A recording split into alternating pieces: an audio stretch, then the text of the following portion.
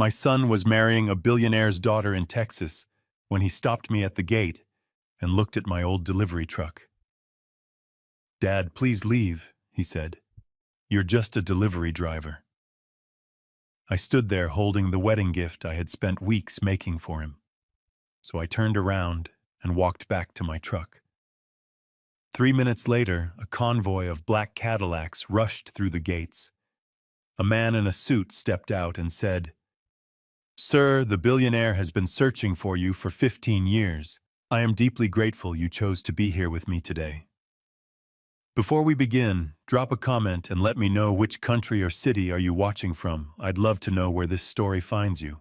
Please note, this story carries fictional elements woven in for reflection and entertainment.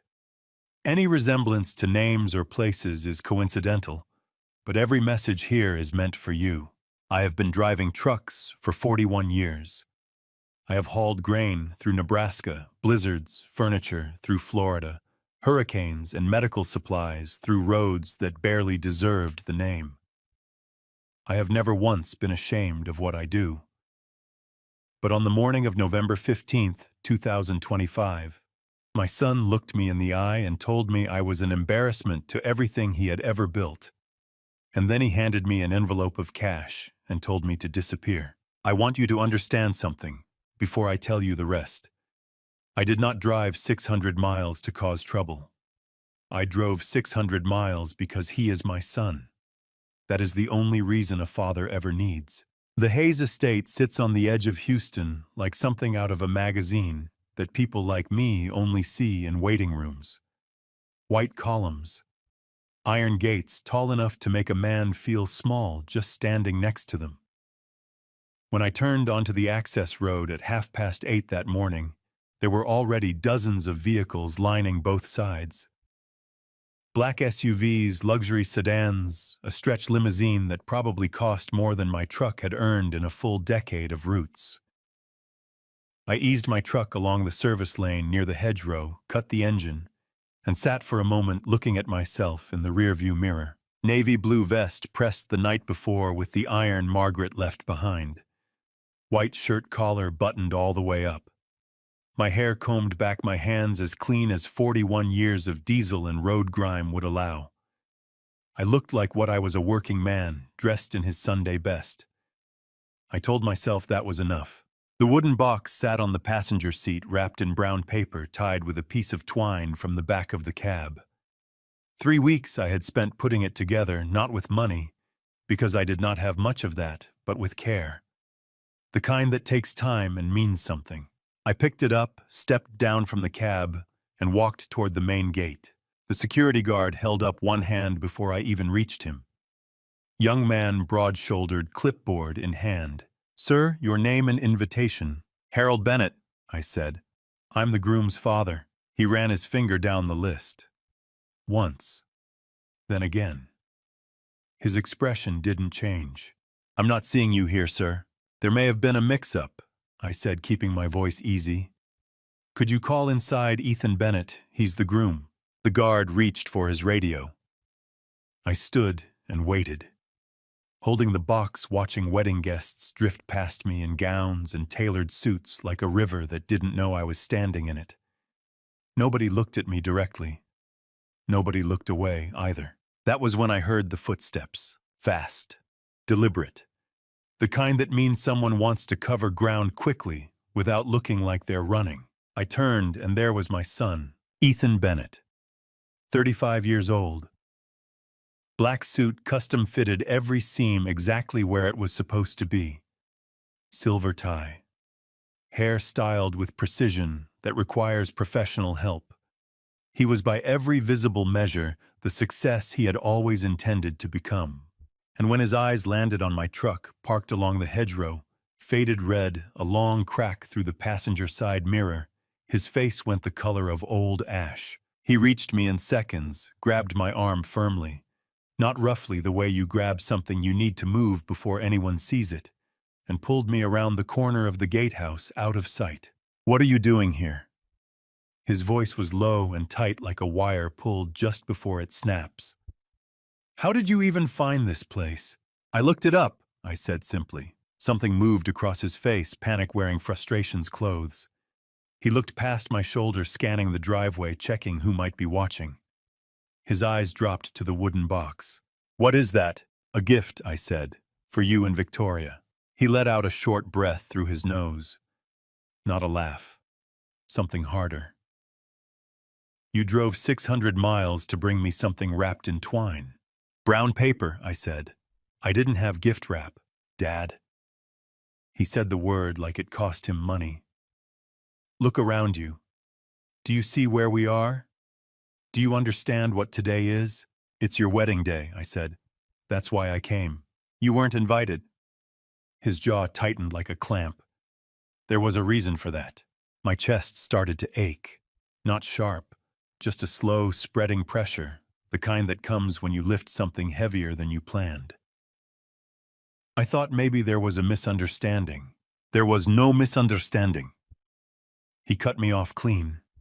He glanced sideways. A security guard and two guests in evening wear had paused about 15 feet away, pretending to look at a phone.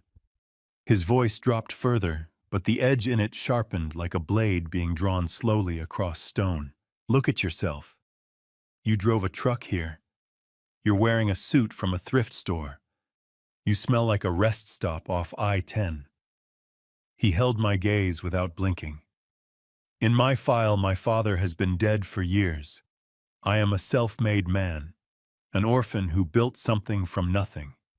That is who I am to these people, to Richard Hayes, to Victoria, to every person inside that building."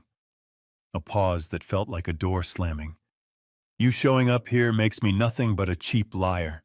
I opened my mouth, then I closed it. There are moments when words simply won't come, not because a man has nothing to say, but because what needs saying is so large that language cannot carry it. My throat burned. My eyes stung in a way I refused to give in to. I stood there holding a box wrapped in brown paper and twine, wearing a dead friend's suit. And I let every word land on me the way you let rain land, because there is nothing else to do. Ethan reached into his jacket pocket and produced an envelope, thick, cream-colored, the kind that holds real money. He pushed it into my breast pocket with 2 fingers, the way you tip someone you're certain you'll never see again. "Take this and leave," he said. "Consider it a final payment. Consider yourself gone." He turned and walked. And then at the gate he half-turned, not enough to look me in the eye, just enough for his voice to carry loud enough for the security guard and the 2 guests nearby to catch every syllable. "The day I left for college was the happiest day of my life. Not because of the scholarship. A beat. Because I finally had a reason to never come back." Then he walked through the gate and disappeared into the music and light of his wedding day. I stood where he'd left me. The 2 guests looked briefly in my direction, then away. The security guard studied his clipboard. A string quartet had started playing inside something bright and triumphant, floating over the iron gate like it belonged to a completely different world, which I suppose it did. I reached into my breast pocket, took out the envelope without opening it, and set it on the stone ledge of the gatehouse wall. Carefully. Then I turned and walked back to my truck. I climbed into the cab. I set the wooden box on the passenger seat. I pressed both hands flat on the steering wheel and stared through the windshield at the ivy-covered wall of the Hayes estate. My chest ached. My eyes burned. I breathed in slowly and breathed out slower. Inside that box was something I had carried for 15 years without understanding what it meant. And somewhere beyond that wall, though I could not have known it then, someone had been searching for that box, and for me, for every one of those 15 years. I walked back to my truck slowly. There was no rush anymore. I sat in the cab for a long time before I started the engine, and while I sat there, I found myself thinking about how it all began, not just this morning, but all of it. 41 years of all of it. I picked up my first route in the spring of 1984. 28 years old, the factory where I had worked for 6 years closed its doors on a Thursday, with 2 weeks' notice and a form letter from a corporate office in another state. 3 weeks later, I was sitting in the cab of a freightliner that smelled like someone else's coffee and old cigarettes, listening to a dispatcher explain a route from San Antonio to Amarillo like it was the most ordinary thing in the world. For him it was. I gripped that steering wheel with both hands and thought, this is not what I planned. But then I started driving. And something happened on that highway that I did not expect. The road made sense to me in a way the factory never had. The miles were honest. You drove them, and they stayed driven. The cargo was real. There was no ambiguity, no politics, no form letters, just the engine and the work and the long, straight truth of the road ahead. Margaret said it first, the way she said most true things simply without decoration. About 6 months in, she watched me eat dinner at the kitchen table with my work boots still on and said, "You look better when you come home from a long run." "I look tired," I said. "That's what I mean." She smiled over the rim of her coffee cup, those dark eyes of hers doing more work than her words. "Tired and like yourself. Some people never get to be both at the same time." Lord, she could make me laugh. Margaret had a laugh that filled a room from corner to corner, and a mind that found the exact right thing to say at the exact right moment. She was a better person than I was, and she knew it, and she never once held it over me. That is a rare and precious thing in a human being. Ethan was born 2 years into my driving career. 7 pounds 4 ounces, the loudest voice I had ever heard on something that small. I held him in the delivery room, still in my work clothes, because the call came in during a run, and he grabbed my finger with his whole fist and squeezed like he was already testing whether I was solid enough to hold on to. I decided right then that I would be. I remember him at 7 years old, climbing up into the cab on a Saturday morning, sitting in the passenger seat, with his sneakers dangling 4 inches off the floor, both hands on the dashboard, like he was bracing for takeoff. "Can I steer?" he asked, eyes wide and bright, practically vibrating with excitement. "Not today." "Can I honk the horn?" "Once, at the gate when we leave." He honked it 4 times, grinning so wide his face could barely contain it. I did not correct him. That grin, pure, uncomplicated electric, was worth every second of the embarrassment. He grew fast. By 10, he was asking me to explain road signs and weight limits and how the dispatch system worked. He had a mind that wanted to understand the mechanics of everything. I explained what I knew and was honest about what I did not. That honesty I believed then and still believe is worth more than any answer. Then Margaret got sick. Ethan was 12. She was 41. Pancreatic cancer, the kind the doctor explained, was fast and unforgiving. 8 months from diagnosis to the end. 8 months is not enough time. No amount of time is, but 8 months is especially cruel. Ethan stood beside me at the funeral in a suit he had outgrown by an inch on each side. His jaw was locked so tight I could see the muscle working in his cheek. He didn't cry during the service. He cried later alone in his room, and I sat outside his door on the hallway floor because I did not know what to say, and I could not bear for him to be entirely alone with it. "Dad!" His voice came through the door, roughened and small. "Right here, son." A long silence. The kind that has weight to it. "Are you going to be okay?" My throat closed so fast it startled me. This 12-year-old boy, red-eyed, broken-hearted, asking if I was going to be okay. I pressed my back against the wall and stared at the water stain on the hallway ceiling I had been meaning to fix for 2 years. "Yeah," I said, and my voice only cracked a little. "We both are. It's going to take a while, but we are. Promise, promise." He opened the door eventually. We sat together on his bedroom floor, with our backs against the bed, and talked about nothing important for a long time. That was enough. That was all there was. You hold the line for your kid because the line is all that's keeping both of you from going under. The years after were leaner but not broken. I drove. Ethan went to school. I made his lunches and checked his homework, and showed up to every parent-teacher conference in my work clothes because there was no other option. If any of his teachers judged me for it, they were gracious enough to keep it to themselves. He was brilliant. Math, then economics, then finance. By high school, he was reading books about markets and investments that I couldn't follow past the third page. I didn't need to follow them. I just needed to keep the lights on while he read them. The letter from UT Austin arrived on a Tuesday in March. Full scholarship, tuition, room board, everything.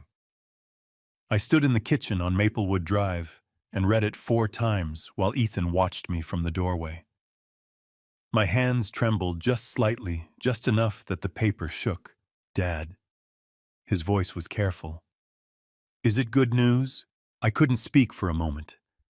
I pressed the letter flat against my chest and looked at my son, 17 years old, tall now, with Margaret's eyes and a future that stretched far beyond anything either of us could see from that small kitchen.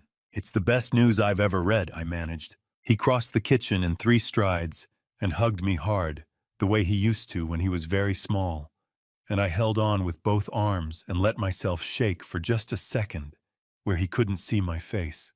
The morning he left for Austin, I drove him to the bus station in the truck. He had 1 duffel bag, a backpack, and the laptop I had paid for in 12 monthly installments. We stood on the sidewalk while other passengers filed past, and I told him everything. Fathers say, call when you arrive, eat enough, sleep enough, ask for help when you need it. He nodded at each thing like he was memorizing a route. Then he picked up his bag, threw the backpack over one shoulder, and turned to face me. His eyes were bright, not wet, not yet, but close. "I'm going to make you proud, Dad," he said. His voice cracked on the last word. "I promise." "I know you will," I said. "You already have." He got on the bus. I watched it pull out. I drove home alone in the truck, the passenger seat empty for the first time in years. Years passed after that bus station, more than I could count by the end, though the distance between each one grew longer as they went. And somewhere between that sidewalk in San Antonio and the iron gate of the Hayes estate this morning, something changed in my son that I had not seen coming. The last time I saw him before today, he had asked me for something. And what happened that night is the reason everything else happened the way it did. 3 years before the wedding, Ethan called me out of nowhere. It was the first time in 8 months I had heard his actual voice, not a text, not an email, his voice. He asked me to come to Dallas. He said it was important. I drove 6 hours without stopping. The whole way up I-35, I kept the radio off, and the windows cracked. 6 hours of road noise and my own thoughts. I told myself not to build it up too much. Ethan called when he needed something, and that was all right. That was what sons did. That was what fathers were for. His building was the kind that makes you feel underdressed just standing in the lobby. Marble floors, a front desk staffed by a young woman who smiled at me with the practiced warmth of someone trained to be welcoming to everyone equally, regardless of what they were wearing. I told her I was there to see Ethan Bennett. She called upstairs. A minute later, she nodded and pointed me toward the elevators. The penthouse. Of course it was the penthouse. When Ethan opened the door, my first thought was that he looked terrible. Not in the way that people look when they are sick, in the way they look when they have been carrying something too heavy for too long and are starting to feel it in their bones. Dark circles under both eyes. A tightness around his jaw that wasn't there the last time I had seen him. He was holding a glass of whiskey at 9:30 in the evening, and by the color of it, it wasn't his first. "Dad," he said, "you made it." 6 hours, I said. "You said it was important." "It is." He stepped back and let me in. The apartment was stunning, in the way that showrooms are stunning. Everything exactly placed, everything expensive. Nothing that looked like it had ever been touched by actual daily life. No dishes in the sink. No jacket thrown over a chair. No photographs on the wall. Not one. Not a single image of anyone anywhere in that apartment. I noticed it immediately and it settled in my chest like something cold. I sat on the leather sofa and immediately worried about my hands. 41 years of steering wheels and loading docks had left their mark, and the leather looked like it cost more than my monthly route pay. I folded my hands in my lap. "Can I get you anything?" Ethan asked, moving toward the kitchen. "Water, coffee." "Water's fine," I said. "Ethan, what's going on? You look like you haven't slept in a week." He set a glass of water in front of me and dropped into the armchair across from the sofa, with the easy collapse of someone whose legs had been threatening to give out for hours. He took a long pull of whiskey, stared at the glass afterward. "I've got a situation," he said. "A financial situation. Temporary. But I need some help moving a few things around on paper." "What kind of things?" "Administrative stuff, mostly." He leaned forward, elbows on knees, turning the glass slowly in both hands. "There are some documents I need a signature on. Liability transfers, some beneficiary adjustments. Standard restructuring language. My attorney drafted them." I looked at him carefully. "Ethan, I never went to college. I drive a truck. You're going to have to explain this to me like I'm 12 years old." Something flickered across his face, not quite irritation, not quite guilt. He reached for a folder on the coffee table and opened it. Inside were several pages each with small, yellow, sticky arrows pointing to signature lines. "It's simpler than it sounds," he said, and his voice had shifted into the mode I recognized from the few times we'd spoken about his work, smooth, assured, the voice of someone who had learned to make complicated things sound inevitable. "Basically, for some of my investment structures to remain stable, I need to update the paperwork showing who holds certain interests. You're listed on some older documents from years ago, back when I was setting things up and used your name as a placeholder." "My name?" My eyebrows went up. "When did you use my name for anything?" "Years ago," he said, waving a hand like he was shooing a fly. "Before I had the proper corporate structure in place. It's just cleanup. Sign here, here, and here." He pointed to 3 yellow arrows on the first page. I took the pages from him and looked at them. The language was dense, the kind of legal prose designed, I have always suspected, not to explain things, but to prevent them from being understood. I read slowly, the way I read everything, moving my lips slightly. Ethan watched me. I could feel him watching. On the second page, partway down, a phrase caught my eye. "Declaration of sole surviving heir." I stared at it for a moment, trying to understand the context. Sole surviving heir. That meant the other person, me, presumably was being listed as not surviving. "Ethan," I said slowly, tapping the phrase, "what does this part mean?" He leaned over without getting up, glanced at it, and sat back.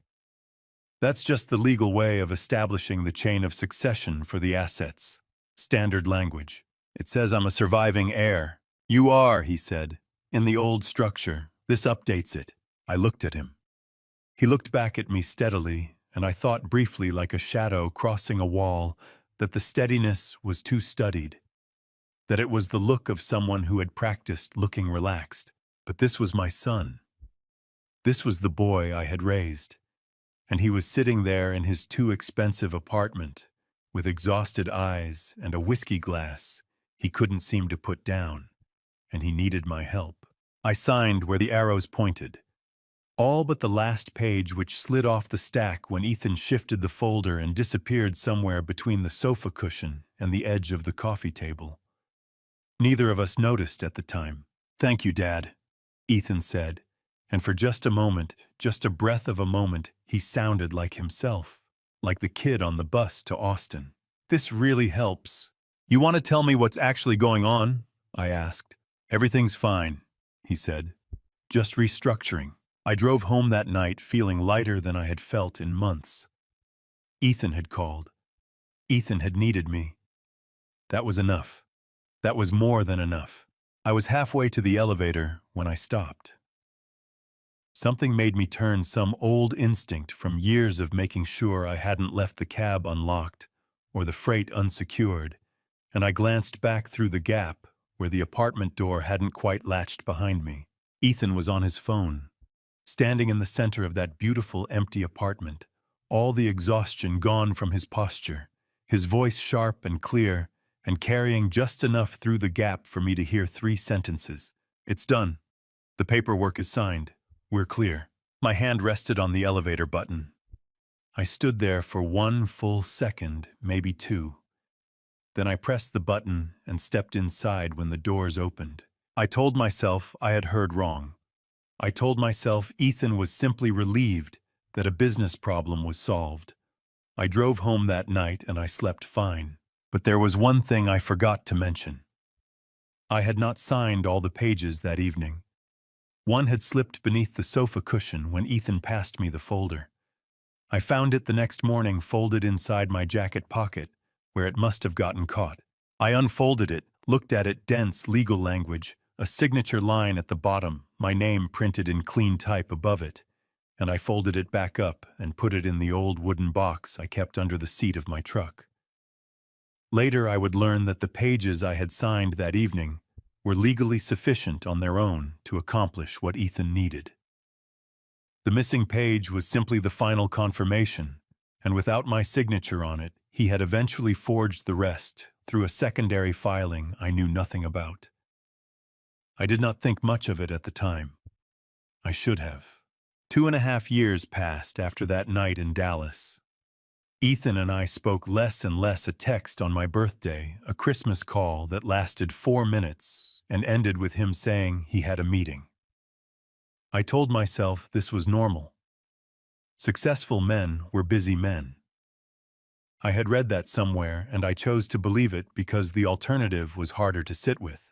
Then one morning last June, I pulled into Denny's off Route 10 outside San Antonio, same booth I had been sitting in every Tuesday morning for 11 years.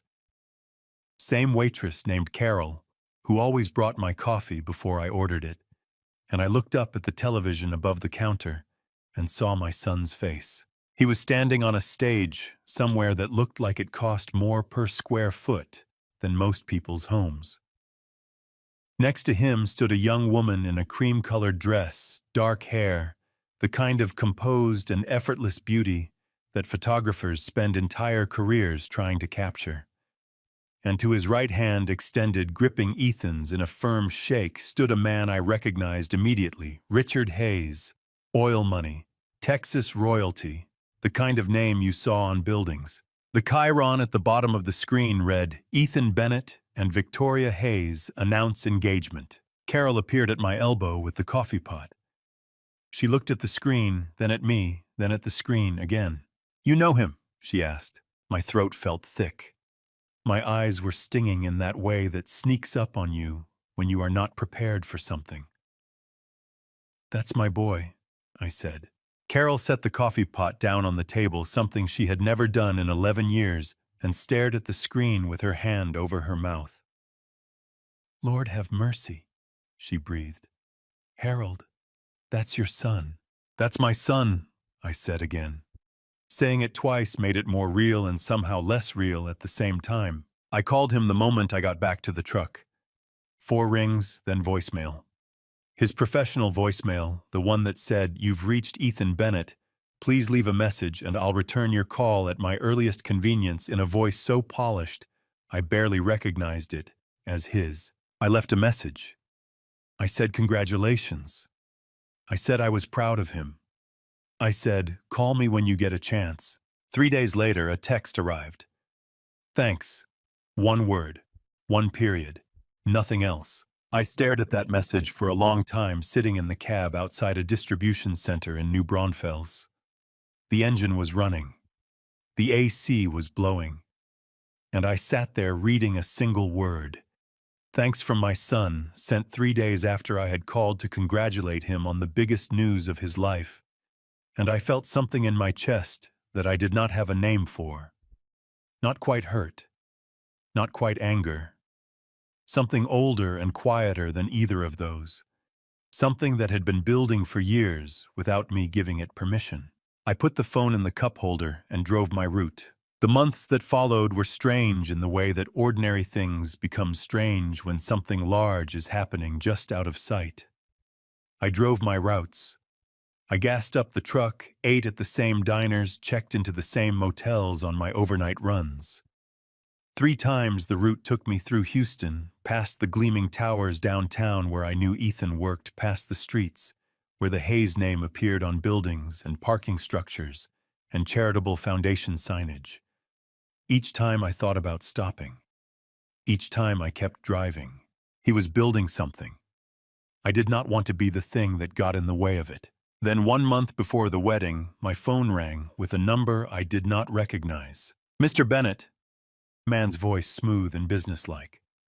"Harold Bennett. Speaking," I said.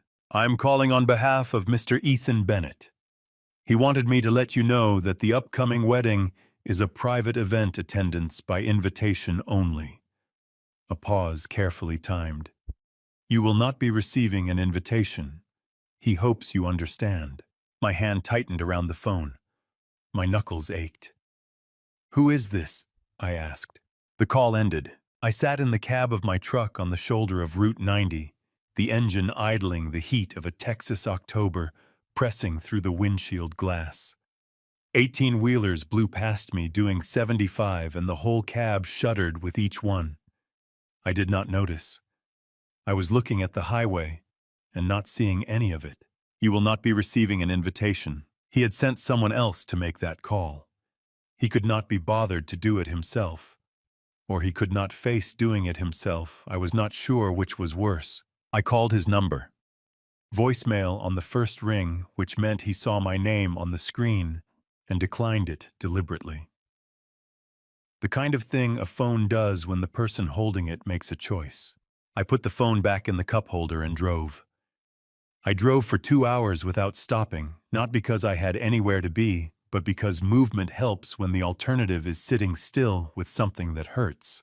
That evening back home, I sat at the kitchen table where Margaret and I used to have coffee in the mornings, and I thought about what kind of man sends a proxy to deliver that kind of news to his own father. I thought about the apartment in Dallas, the leather sofa, the empty walls, the whiskey glass, the 3 sentences through a barely open door. Then I got up and I went to the truck and I pulled the old wooden box from beneath the seat. I set it on my kitchen table and opened the lid. Inside, the folded page from Dallas with its unsigned signature line. A piece of twine. 2 photographs, one of Margaret holding Ethan the day he came home from the hospital, one of Ethan at 7 years old in the cab of the truck, hands on the dashboard, grinning so wide his whole face was grin. I looked at those photographs for a long time. My eyes burned. My throat ached. I pressed the heel of my hand hard against my chest because the feeling there had gotten large enough that I needed to push back against it. Then I closed the box, went to the bedroom, and started ironing my navy blue vest. I pressed my palm flat on the lid of that wooden box for a long moment before I put it in the truck the next morning. There was something about it I had never been able to explain, a feeling that it mattered somehow, that I was supposed to keep it close, even though I did not know why. I started the engine. 600 miles. A wedding nobody wanted me at. I put the truck in drive and pulled out onto the road. What I did not know was that somewhere in Houston, someone had been searching for me for 15 years. And that morning, for reasons I still cannot fully explain, they were finally about to find me. I left before sunrise. The highway was empty at that hour, just the long-haul trucks and the occasional early commuter whose headlights appeared in my rearview mirror and then faded into the dark behind me. I had Margaret's thermos in the cup holder, the one she bought the Christmas before she got sick. Stainless steel, a little dent on the lid where I had dropped it in a parking lot in Abilene about 6 years back. I never replaced it. Some things you just don't replace. The coffee was strong, the way I liked it, and the road was straight. The way Texas roads tend to be long and flat and honest, stretching out ahead of the headlights, like a promise that kept renewing itself every mile. I had driven this stretch of I-10 more times than I could count. Every cracked overpass, every rest stop, every cluster of billboards advertising personal injury lawyers and outlet malls. I knew this road the way you know the face of someone you have looked at every day for years. But that morning it felt different. That morning every mile was taking me somewhere I had never quite been before. The radio came on automatically when I started the engine. A morning news program out of San Antonio. Anchors trading traffic reports and weather updates in the easy rhythm of people comfortable with each other. I listened for about 10 minutes. Then the woman anchor said, bright and cheerful as a greeting card, "And of course all eyes in Houston today for the wedding of the year. Ethan Bennett and Victoria Hayes tie the knot at the historic Hayes estate this afternoon. Our correspondent will be live on the scene starting at noon." I reached over and turned the dial until I found static. Then I turned the radio off entirely. My son's wedding, being covered by a news crew. And I was the man who had to find out about his own son's engagement from a television in a diner. I pressed my foot a little harder on the accelerator. Not much, just enough. The miles went by the way miles do when your mind is somewhere else quickly and without landmarks. I thought about what I would say when I got there. I had rehearsed it enough times over the past month that the words had started to feel worn smooth, like a coin that has been handled too many times. I'm not here to cause trouble. I just wanted to see you on your day. I'm proud of you, son. That's all I came to say. Simple, clean, true. I thought about Ethan at 17 standing on the sidewalk at the bus station with his duffel bag over one shoulder, telling me he was going to make me proud. I thought about the way his voice had cracked on that last word, just slightly. Just enough to remind me that underneath all that determination was still the kid who cried outside his bedroom door after his mother's funeral. My eyes went hot. I blinked hard twice, fixed my gaze on the road, and breathed through it. Get it together, Harold, I told myself. You're 69 years old. You do not cry on the highway. I stopped for gas outside of Columbus about halfway and used the restroom at the station. Splashed cold water on my face and looked at myself in the cracked mirror above the sink. Navy blue vest. White shirt. The tie Margaret had given me for our 20th anniversary, the one I had worn exactly 4 times in my life, because it felt too good for ordinary days. I had decided the night before that this was not an ordinary day. I looked old in that mirror, older than I felt usually. My hair had gone fully white sometime around 63, and I had stopped noticing it, but the fluorescent light in that gas station bathroom was not kind, and I could see every year of I-10 and I-35 and Route 77 in my face. The lines around my eyes, the permanent furrow between my brows from 41 years of squinting through windshields into afternoon sun. I straightened my tie, smoothed the front of the vest with both palms. "You are his father," I told the man in the mirror. "That does not change because he forgot it for a while." Back in the truck, I picked up the wooden box from the passenger seat and held it for a moment. 3 weeks of putting it together. Inside were things I had collected over years, photographs, a letter I had written Ethan the night before he left for college and never sent because I could not figure out how to end it. A small folded piece of paper with a pressed wildflower that Margaret had tucked into my lunchbox once on a long-run day with a note that said, "Come home safe." I had kept it ever since. And underneath all of that, still folded precisely as I had left it, the page from Dallas. The one with the unsigned signature line and the dense legal language and the phrase, "Declaration of sole surviving heir," printed in the middle of the second paragraph. I had not thought about that page in 2 years. Looking at the box now, I thought about it. I set the box down, started the engine, and pulled back onto the highway.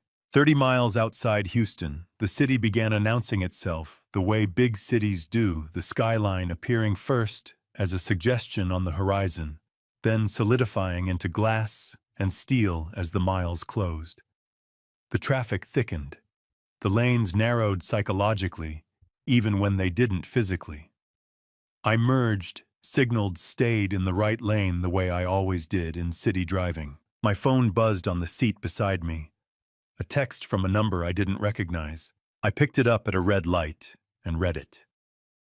Mr. Bennett, we strongly advise you not to proceed to the Hayes estate today. This is a courtesy reminder. A courtesy reminder from a number I had never seen. Sent at 7:43 in the morning, which meant someone had been up early thinking about me. My jaw tightened. My grip on the steering wheel tightened. A hot, quiet anger moved through my chest, not the explosive kind, the slow-burning kind that sits low and does not make noise and does not go away. I set the phone back on the seat face down and drove the last 30 miles without looking at it again. I found the access road to the Hayes estate at 8:25. The line of vehicles along both sides told me the event was already well underway with arrivals. Black SUVs, town cars, a caterer's van, a florist's truck unloading the last of something white and elaborate through a side gate, and me in a faded red truck with a cracked passenger mirror and a wooden box on the seat beside me. I pulled along the hedgerow, cut the engine, and picked up Margaret's thermos. One last sip of coffee gone cold now, but still tasting like something worth holding on to. I set it back in the cup holder, picked up the box, and opened the truck door. The morning air smelled like cut grass and expensive flowers and something faintly sweet that I couldn't name. Music drifted over the iron gate, something classical, refined, nothing like the radio stations I listened to on long runs. I straightened my tie one more time, took a breath that went all the way down, and I walked toward the gate. This is where I come back to where I started, because everything I have told you. The factory closing the first route. Margaret, the bus station, the penthouse in Dallas. The text I never answered, and the call that ended before I could ask who was speaking all of it. Every mile of every road led to the moment I stepped out of that truck and walked toward the gate with a wooden box under my arm and a feeling in my stomach that I told myself was just nerves. I have already told you what happened at the gate, but I have not told you all of it. I have not told you what it felt like from the inside. The security guard was polite. He was doing his job. I do not hold anything against that young man. He looked at his clipboard, didn't find my name, and reached for his radio. That is exactly what he was supposed to do. He looked at me with the careful neutrality of someone trained to be professional, regardless of what they are thinking, and I appreciated it. It was while he was on the radio that Ethan appeared. I heard him before I saw him. Those fast, deliberate footsteps on the stone pathway. The sound of someone trying to move quickly without looking urgent. Then he came around the corner of the gatehouse, and his eyes found mine and found my truck in the same half-second, and I watched his face do something I had never seen it do before. It collapsed. That is the only word for it. Every careful, constructed thing about his expression, the confident set of his jaw, the ease he had clearly practiced until it felt natural, all of it just fell away for one unguarded moment before he pulled it back together. In that single second, I saw something raw and frightened underneath all that tailored confidence, and it broke my heart more than anything, he said afterward, because it told me that some part of him was still in there. The boy who cried on the hallway floor. He was still in there somewhere, buried under all that ambition and all that shame. Then the mask came back up, and he grabbed my arm and pulled me around the corner of the gatehouse. "What are you doing here?" His voice was low and coiled tight like a spring under pressure. "How did you find this place?" "I looked it up," I said. My voice came out steadier than I felt. "I looked up my son's wedding venue. That is not a complicated thing, Ethan." "You got a text," he said, jaw working. "You were told not to come." "I got a text from a number I didn't know," I said, "asking me not to attend my own son's wedding. I decided that was not a message I was going to follow." Something moved behind his eyes. Frustration, yes, but also something that looked uncomfortably close to panic. He glanced over my shoulder, scanning the driveway, checking faces. 2 guests in evening wear had slowed near the gatehouse. A security guard was watching from a discreet distance. His voice dropped to something that was barely above a whisper, but had the force of something much louder. Do you have any idea what kind of people are inside that building right now? CEOs, senators, oil executives, people whose names are on airports. His eyes dropped to my vest, my tie, the wooden box in my hands, and something in his expression curdled. And you drove a truck here. You're wearing a thrift store suit. You smell like a rest stop off I-10, Dad. My chest tightened so hard, it took my breath for a moment. My eyes burned. I held the wooden box with both hands and made myself stand straight. I ironed this suit last night, I said quietly. I wore this tie to your mother's funeral. I drove 600 miles to see my son get married. Your son, Ethan said. And something in his voice went completely flat, not angry, not contemptuous, just cold, the way metal goes cold when there is no warmth left near it, does not exist in your definition anymore. Every document in my professional life lists my father as deceased. Richard Hayes believes I built everything alone, an orphan who made himself from nothing. That is the foundation everything here is built on. His voice dropped to something flat and final. You standing at that gate tears the foundation out. The words hit me like something physical. My throat closed. My eyes went hot and wet in a way I refused to give in to, refused completely because I was 69 years old and I had buried my wife and driven through blizzards, and I was not going to stand in front of a gatehouse and cry. But Lord, it hurt. It hurt in a way I cannot fully put into language because the hurt was not just about what he was saying to me.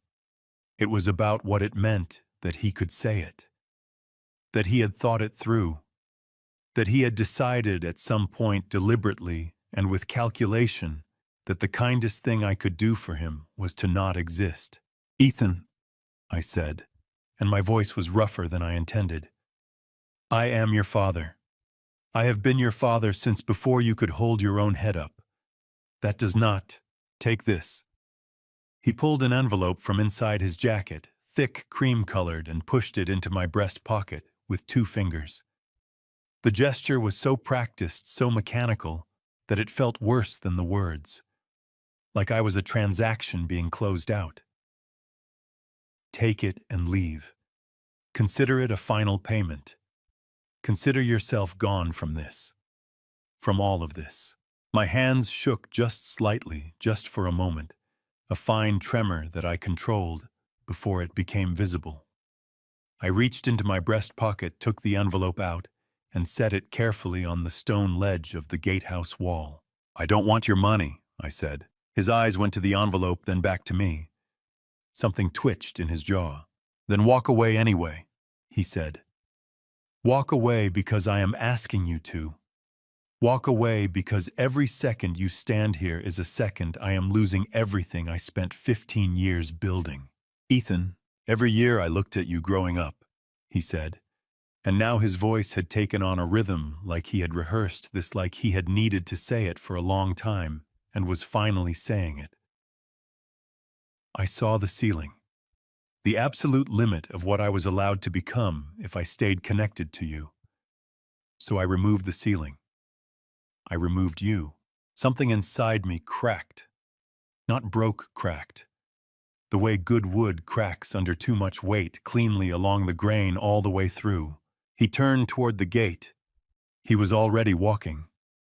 And then half-turned, not looking at me loud enough for the security guard and the 2 nearby guests to hear every word. And then, before he walked through the gate, he said the thing I have turned over in my mind every day since.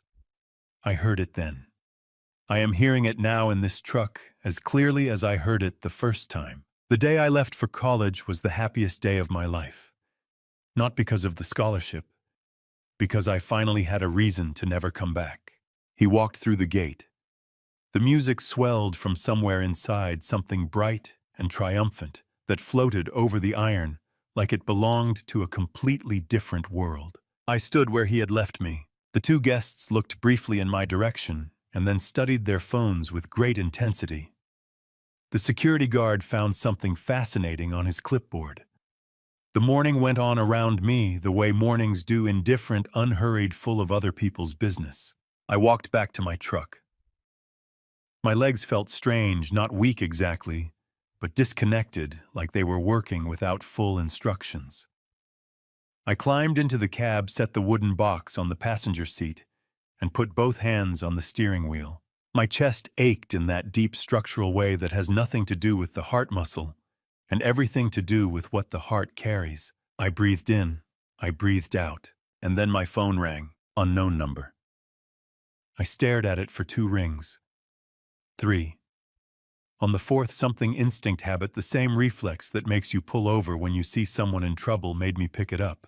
"Mr. Bennett," a woman's voice. Professional, precise, with the unhurried confidence of someone who delivers important information for a living. "Harold James Bennett, formerly of San Antonio." "Speaking," I said. "My name is Claire Donovan. I'm executive assistant to Mr. Richard Hayes." A brief pause. "Mr. Hayes would like to meet with you immediately. He says it's a matter of considerable importance." Another pause, shorter. "He also asked me to tell you something specific. He said, and I'm quoting directly, that he has been looking for you for 15 years. I almost did not answer. Unknown numbers, on a morning like that one, could only mean more bad news, another proxy calling on behalf of my son to deliver another message I did not want to hear. But something made me pick up. The same instinct that makes you slow down when you see brake lights a quarter mile ahead, even before you know why. You just do it. You trust the feeling. "Speaking," I said. "My name is Claire Donovan. I'm executive assistant to Mr. Richard Hayes." Her voice was calm and precise, the voice of someone paid to deliver important information without letting her own reaction color it. "Mr. Hayes would like to meet with you immediately. He says it's a matter of considerable importance." I looked through the windshield at the iron gate of the Hayes estate. The morning sun was catching the top of it, making the metal gleam like something ceremonial. "Ma'am," I said carefully, "I think there may be a mistake. I'm a truck driver from San Antonio. I don't have any business with Richard Hayes." "Mr. Hayes anticipated you might say that," Claire Donovan said without missing a beat. "He asked me to tell you something specific. He said, and I'm quoting him directly, that he has been looking for you for 15 years. My hand tightened around the phone so fast my knuckles ached. 15 years. The number landed in my chest like a stone dropped into still water, and the ripples it made went deep and immediate and unsettling. 15 years, I repeated. My voice came out strange, rougher than I intended, scraped at the edges. "Ma'am, what exactly does Mr. Hayes want with me? I'm not able to share the details over the phone," she said. "But Mr. Hayes also asked me to mention, and again I'm quoting, that you should bring everything you have with you, particularly anything you may have received or collected around November of 2010. The wooden box sat on the passenger seat beside me. I stared at it. November 2010. Something shifted in the back of my mind, a dark road rain so heavy the wipers couldn't keep pace with it. The smell of something burning, a voice I had not thought about in years. "Mr. Bennett?" Claire Donovan's voice came back through the phone. "Are you still there?" "I'm here," I said. "Tell Mr. Hayes I'll be there. A convoy will arrive at your location in approximately 8 minutes. Please stay where you are." The call ended. I set the phone down and pressed both palms flat on the steering wheel, breathing the way Margaret taught me when something got too big to process all at once, slow in, slower out, until the body remembers it knows how to function. My heart was hammering in a way it had not hammered in years. Not from fear, from something that I did not yet have a name for, but that felt terrifyingly like the first edge of understanding. November 2010. The box, a road in the rain. I reached over and put one hand on the lid of the wooden box, not opening it, just resting my palm on the worn surface the way you rest your hand on the shoulder of someone sitting beside you, when words are not enough. I had carried this box for 15 years through blizzards and heat waves and 3 engine replacements, and one accident on I-20 that took out my rear axle and left me stranded for 6 hours. I had never once considered leaving it behind. "Why do you even keep that thing?" a dispatcher named Roy had asked me once years ago, seeing it under the seat during a cargo check. "It's just an old box." I know I had said, "I keep it anyway." I had not been able to explain it better than that. Some things you carry, not because you understand them, but because something in you knows they matter. You trust the weight of them. Exactly 8 minutes after the call ended, 3 black Cadillac Escalades turned onto the access road and rolled to a stop in front of my truck with the quiet authority of vehicles that are accustomed to making things happen. The doors opened. Men in dark suits stepped out, 4 of them all, with the alert stillness of people trained to notice everything and react to nothing. The one who approached my window was perhaps 50 silver at the temples, with the kind of face that had stopped being readable sometime around age 30 and had stayed that way. I rolled the window down. "Mr. Bennett," he said. Not a question, a confirmation. "Mr. Hayes is waiting. We'll take you in through the east entrance. My truck will be here when you return." He said it with such complete certainty that I believed him without understanding why. I grabbed the canvas bag from behind the seat, put the wooden box inside it, and stepped down from the cab. The morning air hit me still cool, carrying the scent of cut grass and those elaborate white flowers I still could not name. The Escalade's rear door was already open and waiting. I looked at my truck one more time, faded red, cracked mirror, 41 years of honest work written into every dent and scratch, and then I got into the Cadillac. The convoy moved. The estate wall slid past the tinted window. And somewhere beyond that wall, something that had been in motion for 15 years was finally about to arrive. As the convoy moved through the east gate and wound along the private road toward the main building, I closed my eyes and let myself go back. Back to November. Back to the rain. I had been running a route down to Corpus Christi that week, a 2-day haul medical equipment.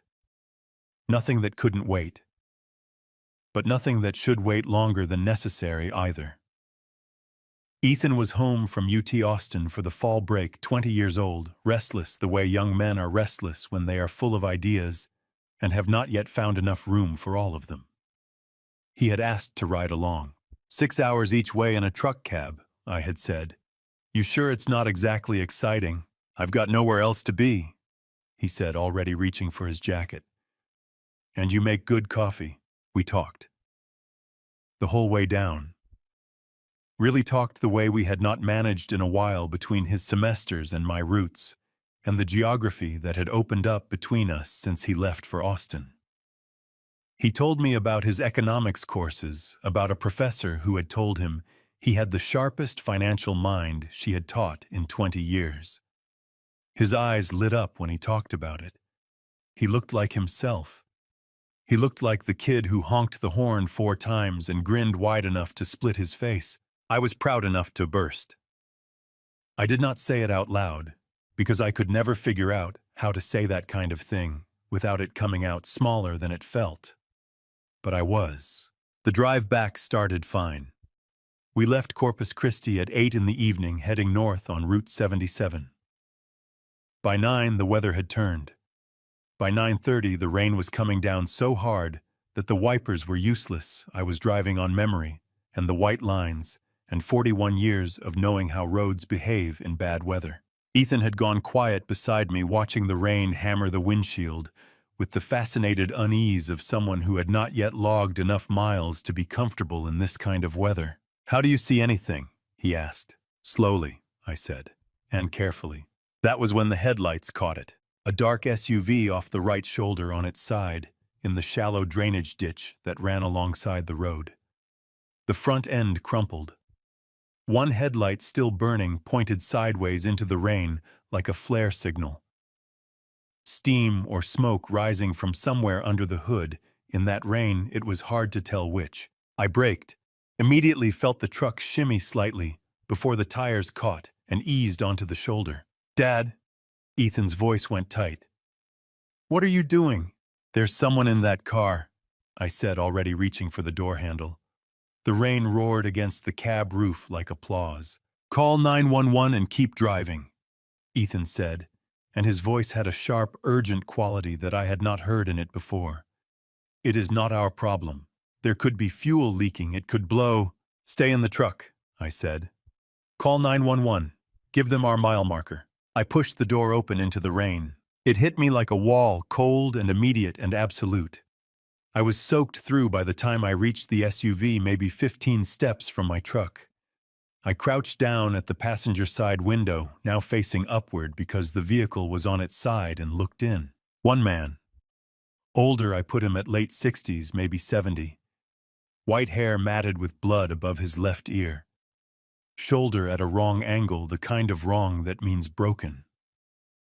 His eyes were open, blinking against the rain that was now coming in through the shattered window.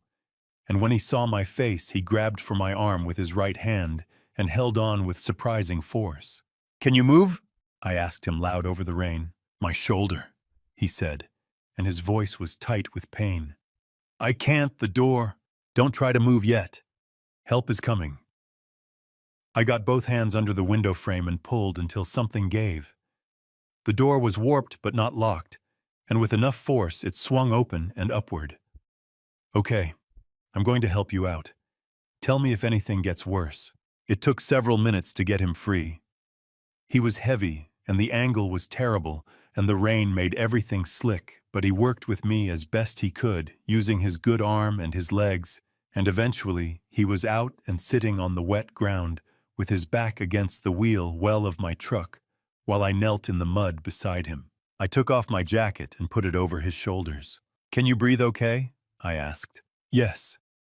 He was panting, pain and cold and shock all doing their work. "Yes, I can breathe." "Then just breathe. Keep breathing. The ambulance is coming." He looked at me with eyes that were sharp and dark and fully present despite everything happening to his body. "What's your name?" he asked. "Harold," I said. "Harold Bennett." He held my gaze for a moment. Then something moved across his face that I did not know how to read, recognition maybe, or the beginning of it. "I won't forget that name," he said. The ambulance arrived 18 minutes later. I told the paramedics what I knew, gave the officer my name and number, and walked back to my truck. Ethan was gone. The passenger seat was empty, the door closed, no note. His phone went straight to voicemail when I called. He texted 2 hours later. "Caught a cab. Didn't want to deal with police questions. Sorry." I drove home in the rain alone, with the heater running and the radio off. In the morning, cleaning out the cab, I found a leather wallet on the floor beneath the passenger seat, slim, dark brown, monogrammed with initials I couldn't make out in the poor light. Inside, no cash but a business card and a sealed envelope. I put them in the wooden box. I told myself I would find a way to return them. Life continued. I forgot. But the box did not forget. The box never forgets anything. The room they brought me to was nothing like what I expected. No marble floors. No oil paintings the size of walls. No crystal chandelier throwing expensive light across expensive furniture. Just a working man's office, real oak desk stacks of actual paper with handwritten notes in the margins. A window that looked out over a kitchen garden rather than a city skyline. The kind of room that tells you the person who uses it actually works in it rather than poses in it. I stood in the doorway for a moment, taking it in. The man behind the desk was already standing when I entered. Not because he heard me coming, but because he had been standing. Waiting the way people stand when they have been anticipating something for a long time and cannot make themselves sit still anymore. Richard Hayes was 72 years old and looked every year of it in the way that men who have actually lived their years look weathered and solid with the posture of someone who had never learned to slouch because there had never been time for it.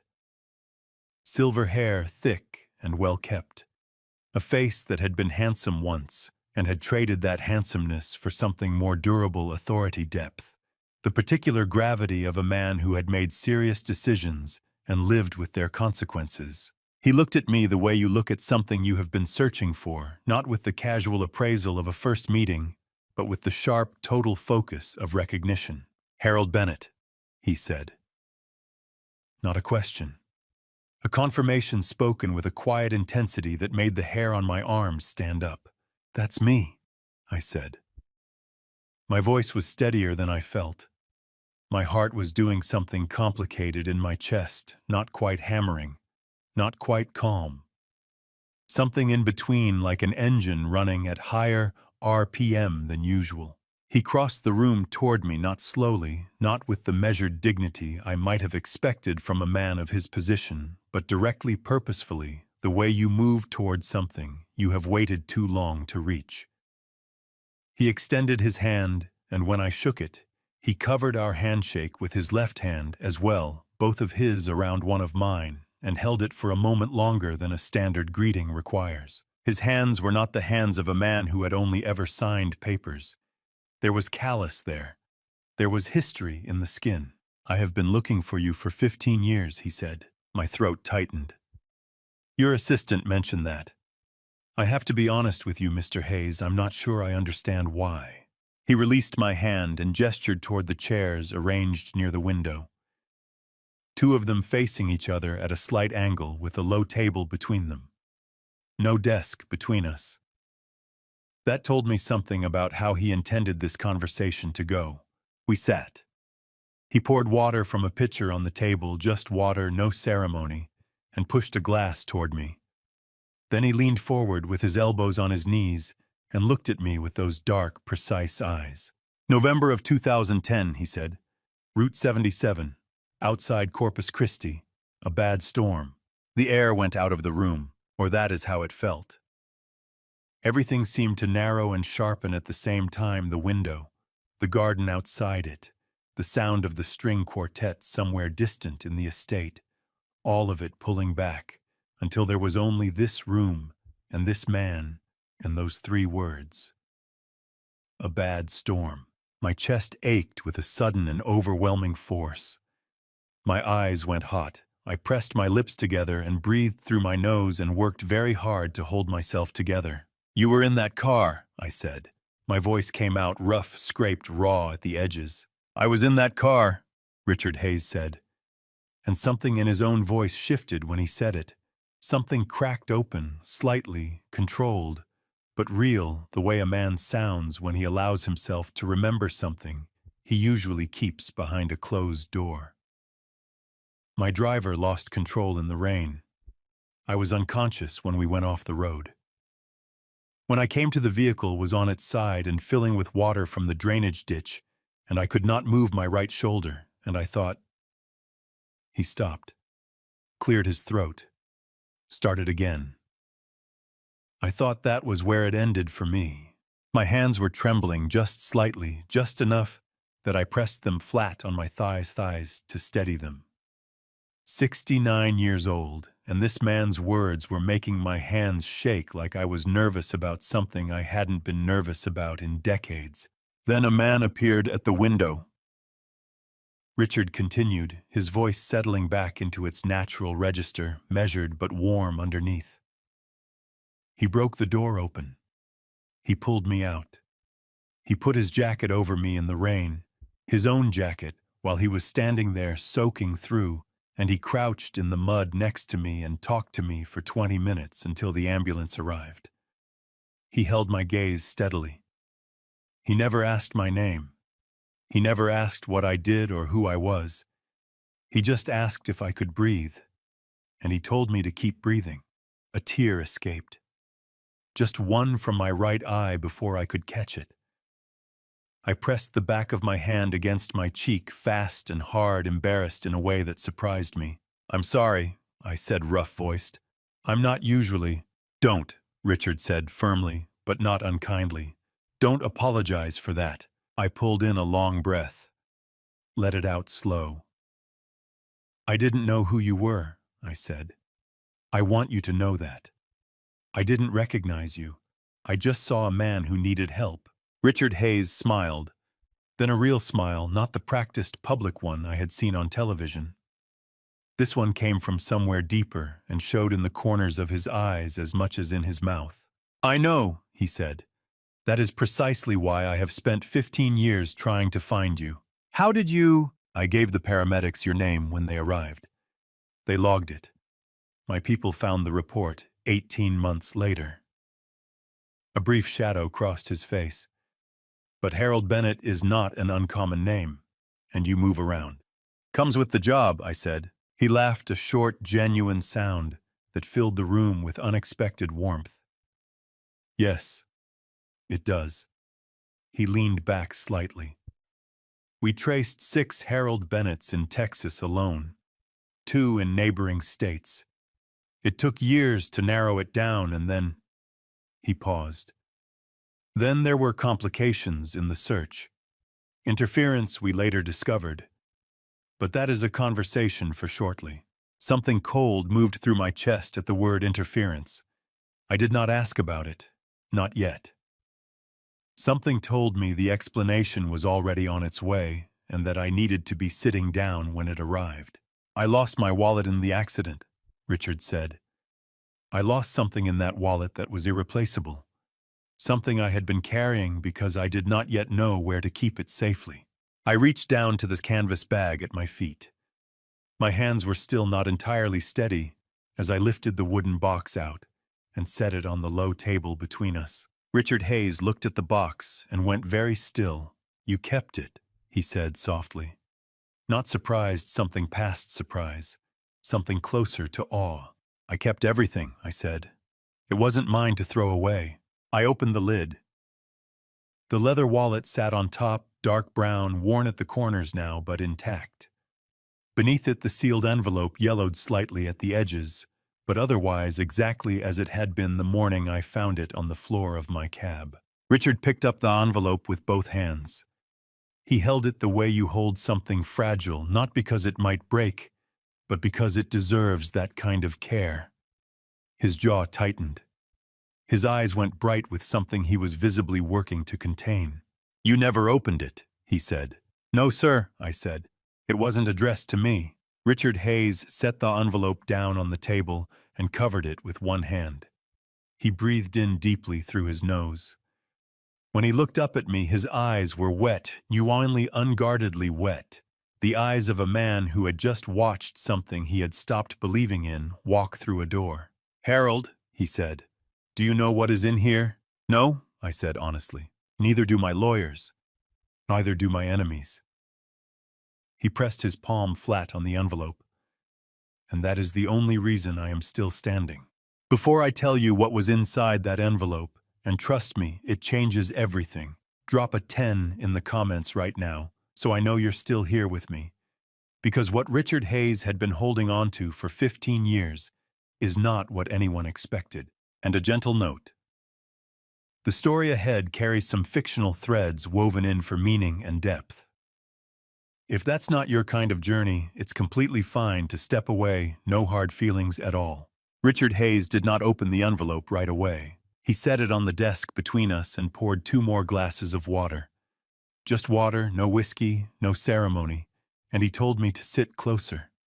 Then he looked at the envelope for a long moment, the way a man looks at a door he has been trying to reach for a very long time now that he is finally standing in front of it.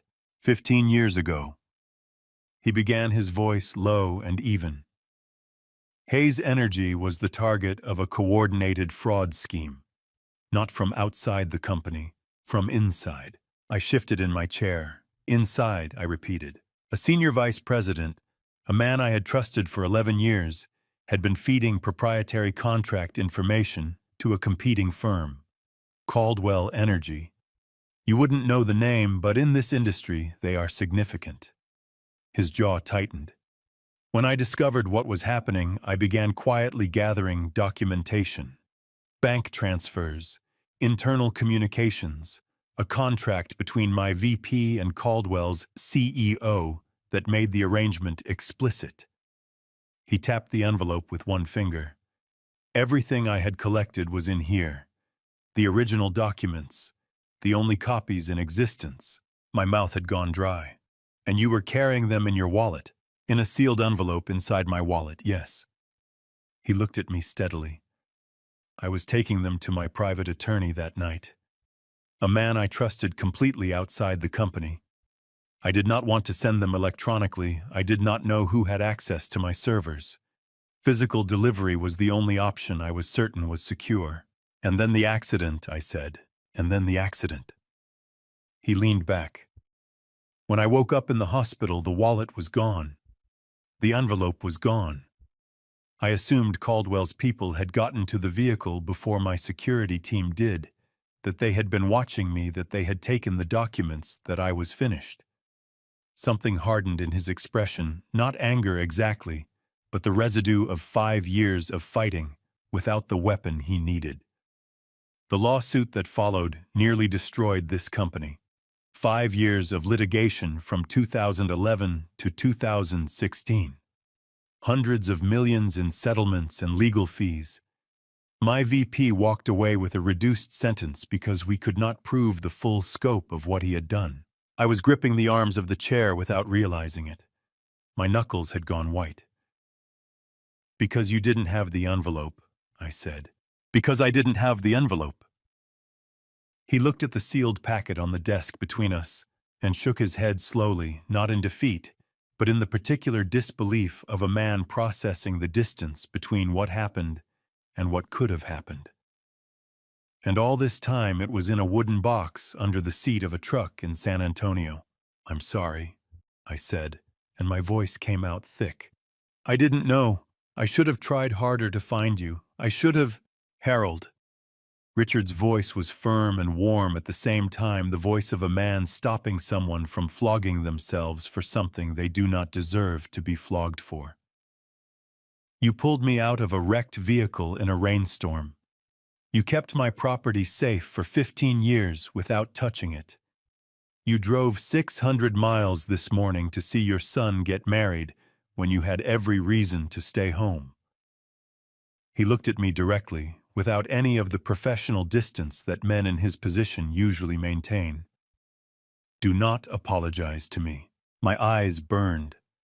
I pressed my lips together hard and looked out the window at the kitchen garden, rows of something green and orderly in the November sunlight, until I had myself back under control. What happens now? I asked. With the envelope, Richard picked it up and opened it carefully, sliding the contents out onto the desk. Several pages, some typed, some handwritten, one that appeared to be a photocopy of a bank statement, with numbers highlighted in yellow. He spread them out slowly, reverently, the way an archaeologist handles something that has survived longer than anyone expected. Now, Hughes said, my attorneys spend the next 60 days reviewing these documents. If they are what I believe they are, and I have no reason to think they are not, we reopen the fraud case. Under Texas law, the statute of limitations was legally suspended because Caldwell's people actively concealed the existence of this evidence. The clock never started running. Our attorneys argued that position for years without the proof to back it. Now we have the proof. He looked up. We're talking about damages north of $200 million, Harold. The number meant almost nothing to me. In any practical sense, it was simply too large to hold. But the weight of it was real. The weight of what had been sitting under the seat of my truck for 15 years, unexamined, undisturbed, kept safe by nothing more than the habit of a man who believed that things which don't belong to you should not be tampered with. 200 million, I said slowly. Approximately. Richard began carefully returning the pages to the envelope. Which brings me to something else. Something I need to tell you, and I need you to be prepared for it, because it concerns your son. The warmth drained out of the room, or out of me, I am not sure which. My chest went tight in a new way, a worse way. Ethan, I said. Ethan knew I was in that vehicle that night, Richard said, and he said it gently, but without softening it, the way doctors deliver difficult news clearly, because clarity is the only true kindness available. He was with you. He saw the accident, and he chose to leave before the ambulance arrived. My hands fell open in my lap. The trembling came back worse this time, moving up through my forearms. I pressed my palms flat on my thighs and stared at the desk between us. How do you know that? My voice barely made it out. Because my security team reviewed traffic camera footage from that stretch of road during the investigation. We identified your truck. We identified 2 occupants. And we identified that one occupant left on foot approximately 12 minutes after your truck stopped. Richard's voice was careful, measured, giving me the information without editorializing it. At the time, we did not know who that person was. When we eventually identified you, Harold Bennett, truck driver, San Antonio, we identified that you had a son. And when Ethan became engaged to Victoria, I recognized the last name. The clock on Richard's wall ticked. Somewhere outside, the string quartet played something slow and graceful that floated through the window like it was completely indifferent to everything happening in this room. Ethan had been in the truck with me. Ethan had seen that SUV go off the road. Ethan had watched me get out in the rain and had told me to keep driving. And when I had not listened, when I had done what I always did, which was stop for people who needed stopping, for Ethan had gotten out of the truck and walked away into the dark before the police arrived. For 15 years, he had known who Richard Hayes was. He had known that the man in that car was connected to the name he would one day attach himself to. And he had never said a word. Harold, Richard's voice came to me from somewhere that felt far away. Are you all right?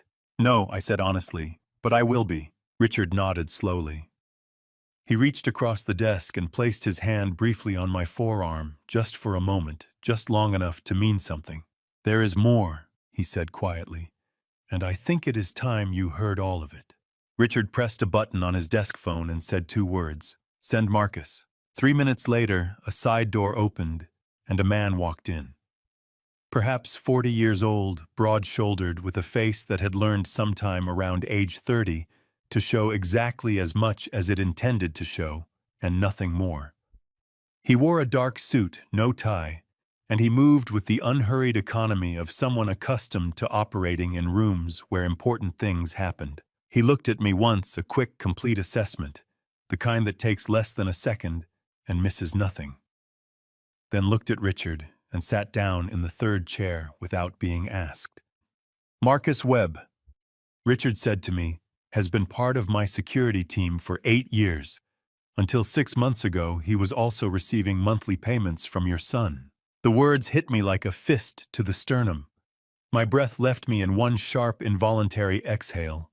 I gripped the arms of the chair and stared at Marcus Webb, who looked back at me with an expression that was not quite apologetic and not quite indifferent, somewhere in between, the expression of a man who has made a choice he is prepared to own.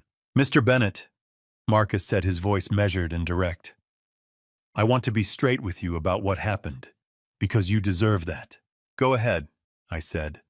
My voice came out rougher than I intended, scraped thin by everything the last hour had already cost me. 6 months before the wedding, Ethan approached me privately. He knew I was on the team responsible for tracking down the man who had helped Mr. Hayes in 2010. He knew we were getting close. Marcus leaned forward slightly. He offered me money to slow the search down, redirect certain leads, make sure Harold Bennett stayed unfound. Something hot and bitter rose in my throat. He paid you to hide me. He paid me to lose you, Marcus said. There's a difference, but not much of one. I took the money, $3,000 a month cash from an account registered to a shell company Ethan had set up. His jaw tightened slightly. I told myself it was temporary, that I would stop. I kept telling myself that for 4 months. What changed? Richard asked, not because he didn't know the answer I sensed, but because he wanted me to hear it directly. Marcus looked at me. The payments stopped. 2 months before the wedding, the account went dark. I reached out to Ethan through the channel he had given me. No response. Then last week, I ran the account through our financial verification system. A pause. It had been seized by a creditor. Ethan's personal finances were in freefall, had been for over a year. He was drowning in debt he had hidden behind corporate structures and borrowed names. My hands were trembling again. I pressed them flat on my thighs and breathed. Borrowed names, I said carefully. Marcus looked at Richard. Richard nodded, a small, deliberate gesture that meant tell him. 3 years ago, Marcus said, Ethan brought you to his apartment in Dallas and had you sign documents. You remember that? I remember, I said. My stomach had turned to cold concrete. Those documents were not administrative cleanup. They were a restructuring of beneficiary rights across 4 investment vehicles Ethan controlled or believed he controlled. By signing them, you unknowingly transferred your status from living dependent to deceased estate predecessor. Effectively, on paper, you died. Marcus said it without cruelty, but also without softening it. That gave Ethan legal grounds to restructure the debt liability across those vehicles in ways that would have been impossible while you were listed as living. The room tilted. Not literally, but something in my equilibrium shifted violently, and I had to grip the chair again and breathe through the wave of it. 69 years old, 41 years of roots, a suit ironed the night before, and in some filing cabinet in some office building in Dallas, I had been dead for 3 years. He killed me on paper, I said. The words felt absurd even as I said them. To cover his debts. To buy time, Marcus said. The marriage to Victoria was the endgame. Access to Hayes Capital would have cleared everything, the debts, the liability, all of it. The wedding was not a love story with a financial footnote. For Ethan, it was a financial strategy with a wedding attached. My chest was heaving, not from tears, from the effort of containing something much larger than tears. My jaw ached from clenching. I stared at a fixed point on the desk between us and forced myself to breathe, forced myself to stay in the chair, forced myself to stay present in this room where everything I thought I understood about my son was being dismantled piece by careful piece. There's one more thing, Marcus said, and his voice dropped slightly. About the night of the accident. I know about the night, I said tight-voiced. Richard told me Ethan was in the truck. He was. Marcus held my gaze steadily. But what you may not know is that Ethan saw the vehicle go off the road before you did. The camera footage shows your truck brake lights activating approximately 4 seconds after another vehicle, a sedan, had already passed the accident site at speed. That sedan matches the description of a car Ethan's college records show him renting that weekend. I stared at him. He was in a separate car. We believe he was following you. The rental record puts him on Route 77 that night. Marcus exhaled slowly. He saw the accident first. He drove past it. Then we believe he doubled back, abandoned the rental, and got into your truck, claiming he had been with you all along.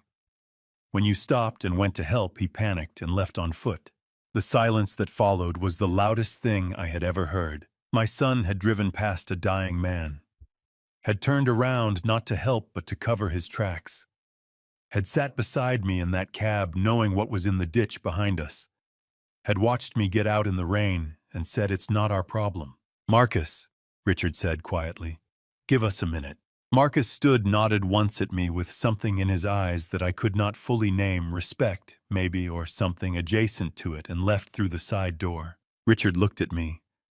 I looked at the garden through the window. My eyes were burning so badly, I could barely see the rows of green out there blurring and reforming. "Harold," Richard said, "what do you need right now?" I thought about it. Genuinely thought about it, the way you think when someone asks you a real question and expects a real answer. "I need a minute," I said, "and then I need to know the rest." Richard picked up his phone and sent a text. He did not use the intercom this time. He typed with both thumbs the way men his age type when they have learned the technology, but not made peace with it, and set the phone face down on the desk. "There is one more person you need to hear from," he said, "and I think her perspective will matter to you." 30 seconds later, the main door opened. The woman who walked in was still wearing her wedding dress, ivory silk fitted at the waist, a short train that whispered against the floor as she moved. Dark hair pulled back precisely. She was 32 years old, and she carried herself with the particular composure of someone who had decided very early in life that she would not allow the world to see her off balance, not because she was never off balance, but because she had learned that showing it costs more than it buys. She looked at me the moment she entered the room, and she did not look away. She looked at me the way someone looks at a person they have been thinking about for a long time, with recognition and with something that I could only describe as relief. "Mr. Bennett," she said, and her voice was warmer than her composure suggested it would be. "I feel like I already know you." "Victoria," Richard said, "sit down and tell Harold what you told me." She sat. She smoothed the front of the dress with both hands, a small human gesture that cracked the composed surface just slightly, and looked at me steadily. "6 months before the wedding," she said, "I hired a private investigator to look into Ethan's background." My eyebrows went up before I could stop them. "You investigated your own fiancé." "I investigated the story he told me," she said, without apology and without defensiveness. Just the clean, direct honesty of someone who has thought this through thoroughly enough that she no longer needs to justify it. The story was that he was an orphan, self-made, no family, no ties. "I am my father's daughter, Mr. Bennett. I know what it looks like when someone is performing a version of themselves rather than being one." "What did the investigator find?" I asked. My voice was rough, but I kept it level. "He found you." Victoria's composure shifted just slightly, just around the eyes. "Harold James Bennett, San Antonio. Active CDL license, 41 years of commercial driving. Very much alive." She held my gaze. "He found the debt. He found the shell companies. He found the documents you signed in Dallas, and what they actually meant." A pause. "He found the accident on Route 77 and Ethan's presence there that night." I pressed the back of my hand against my mouth for a moment hard, because the alternative was something I was not willing to do in front of this woman I had just met. "And you still went through with the wedding," I said, when I trusted my voice again. "I went through with the mourning," she corrected me gently. "I had not yet decided about the wedding. I was waiting." "Waiting for what?" She looked at her hands folded in her lap, perfectly still, the hands of someone exerting enormous control over something that wanted to move. "I was waiting to see what Ethan would do when the truth arrived at the front gate." She looked back up at me. "You were the test, Mr. Bennett. You arriving today, I knew you were coming. My investigator told me you had left San Antonio before sunrise. I told my father this morning. We decided to let it play out." "You used me," I said. Not with anger, just making sure I understood correctly. "I gave you the chance to matter," she said, and her voice cracked slightly on the last word, just enough to tell me that this was costing her something real. "There's a difference. I thought about that." Then I nodded slowly. "Fair enough," I said. Victoria reached into the small silk pouch at her wrist. I had not noticed it until now, and withdrew a folded piece of paper. Worn at the creases, slightly yellowed, the kind of paper that has been handled many times over many years. She placed it on the table between us. "The investigator observed your truck on several occasions," she said. "On one of those occasions, the glove compartment was open and the road atlas was visible through the window. He photographed what he could see from outside. This was in it, folded inside the atlas, just visible at the edge." I looked at the paper. My chest contracted so sharply it took my breath. It was the letter. The one I had written the night before Ethan left for Austin. 18 years ago.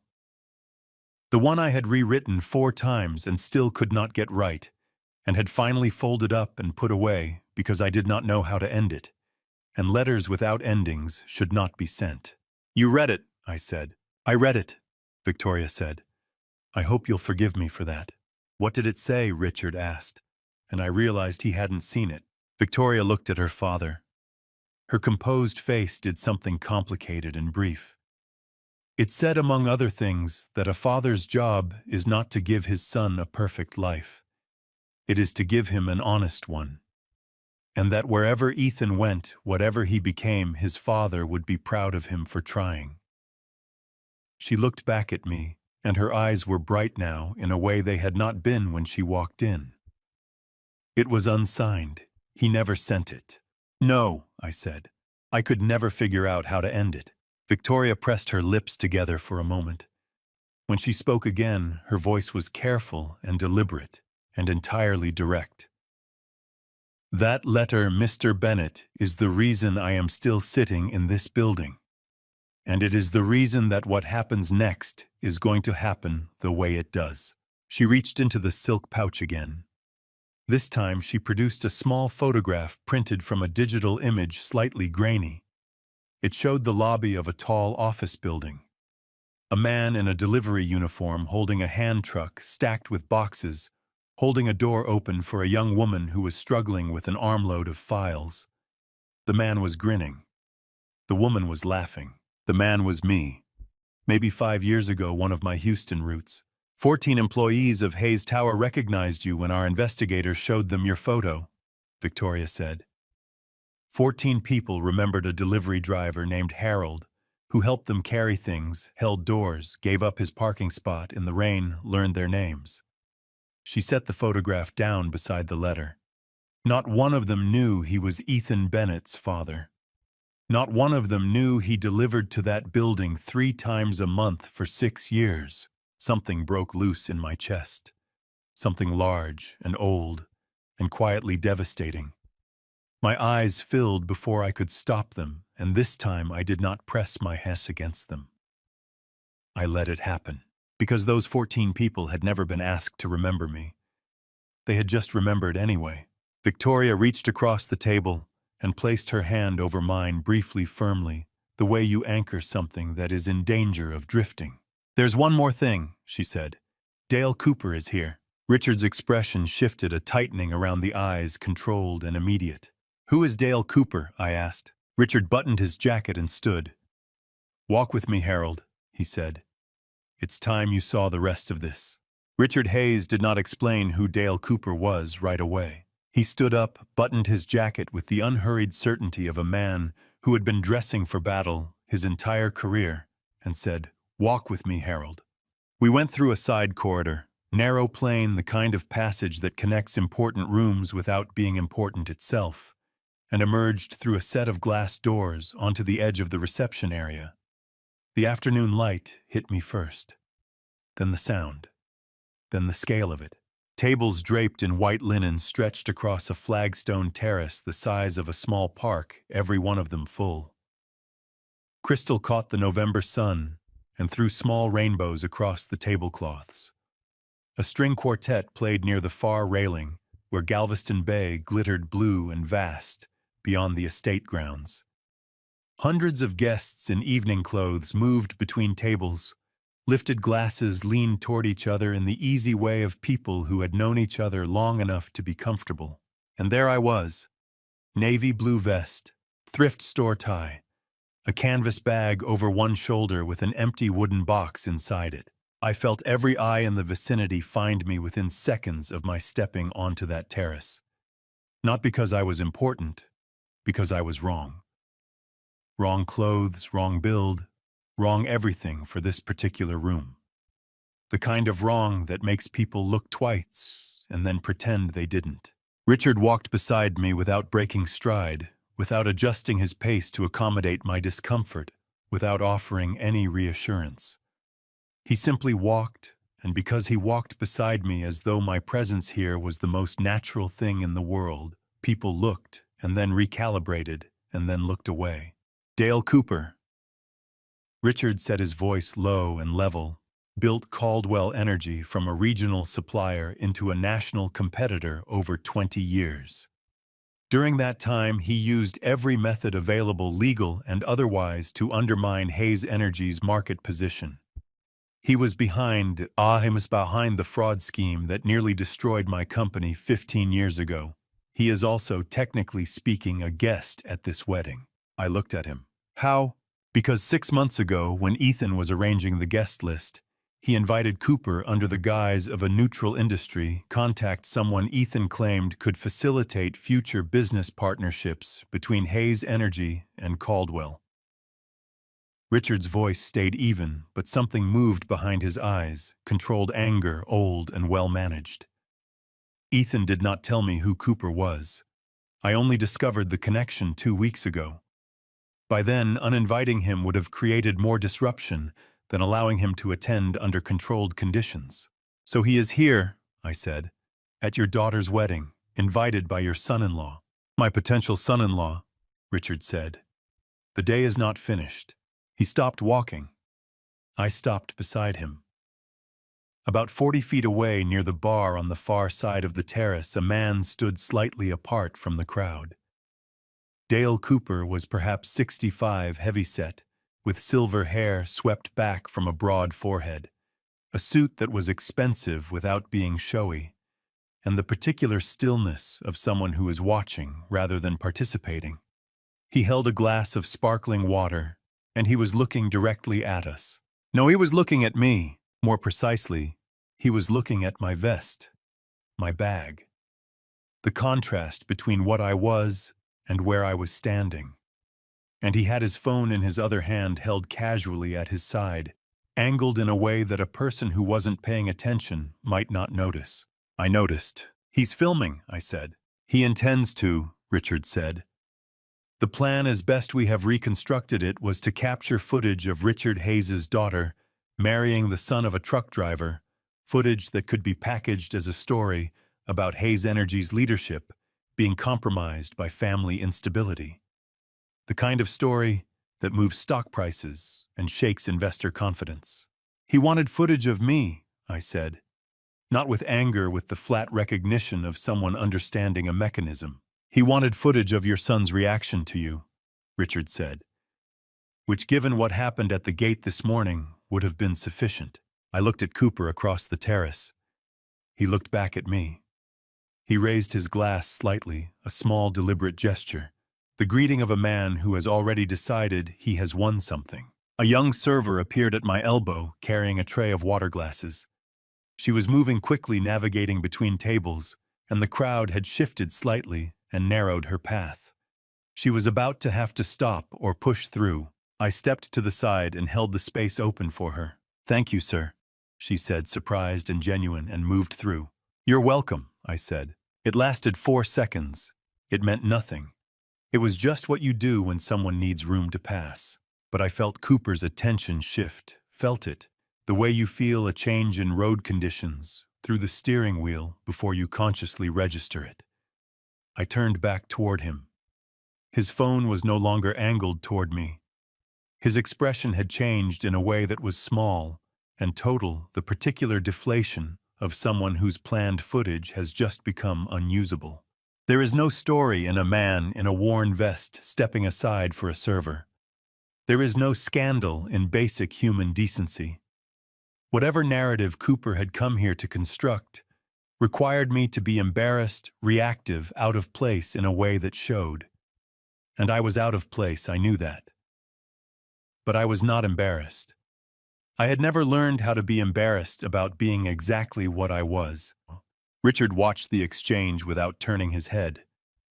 Then quietly, "Harold, yes, I would like to introduce you to some people." He raised his voice just enough to carry to the nearest tables, not dramatically, not with the performance of a man making an announcement, just with the natural authority of someone whose voice people had been listening to for 50 years.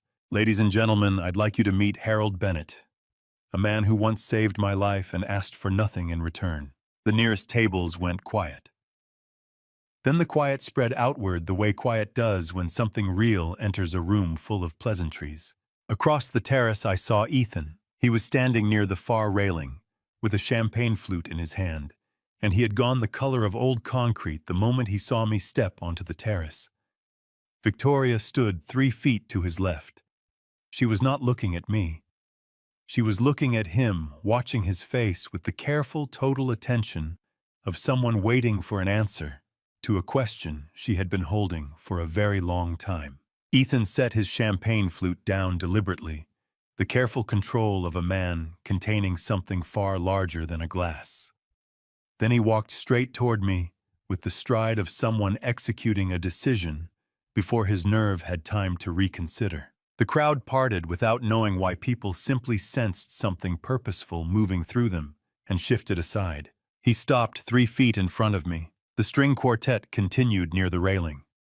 The afternoon went on, being an afternoon completely indifferent to the fact that everything between my son and me was about to be spoken out loud for the first time in 35 years.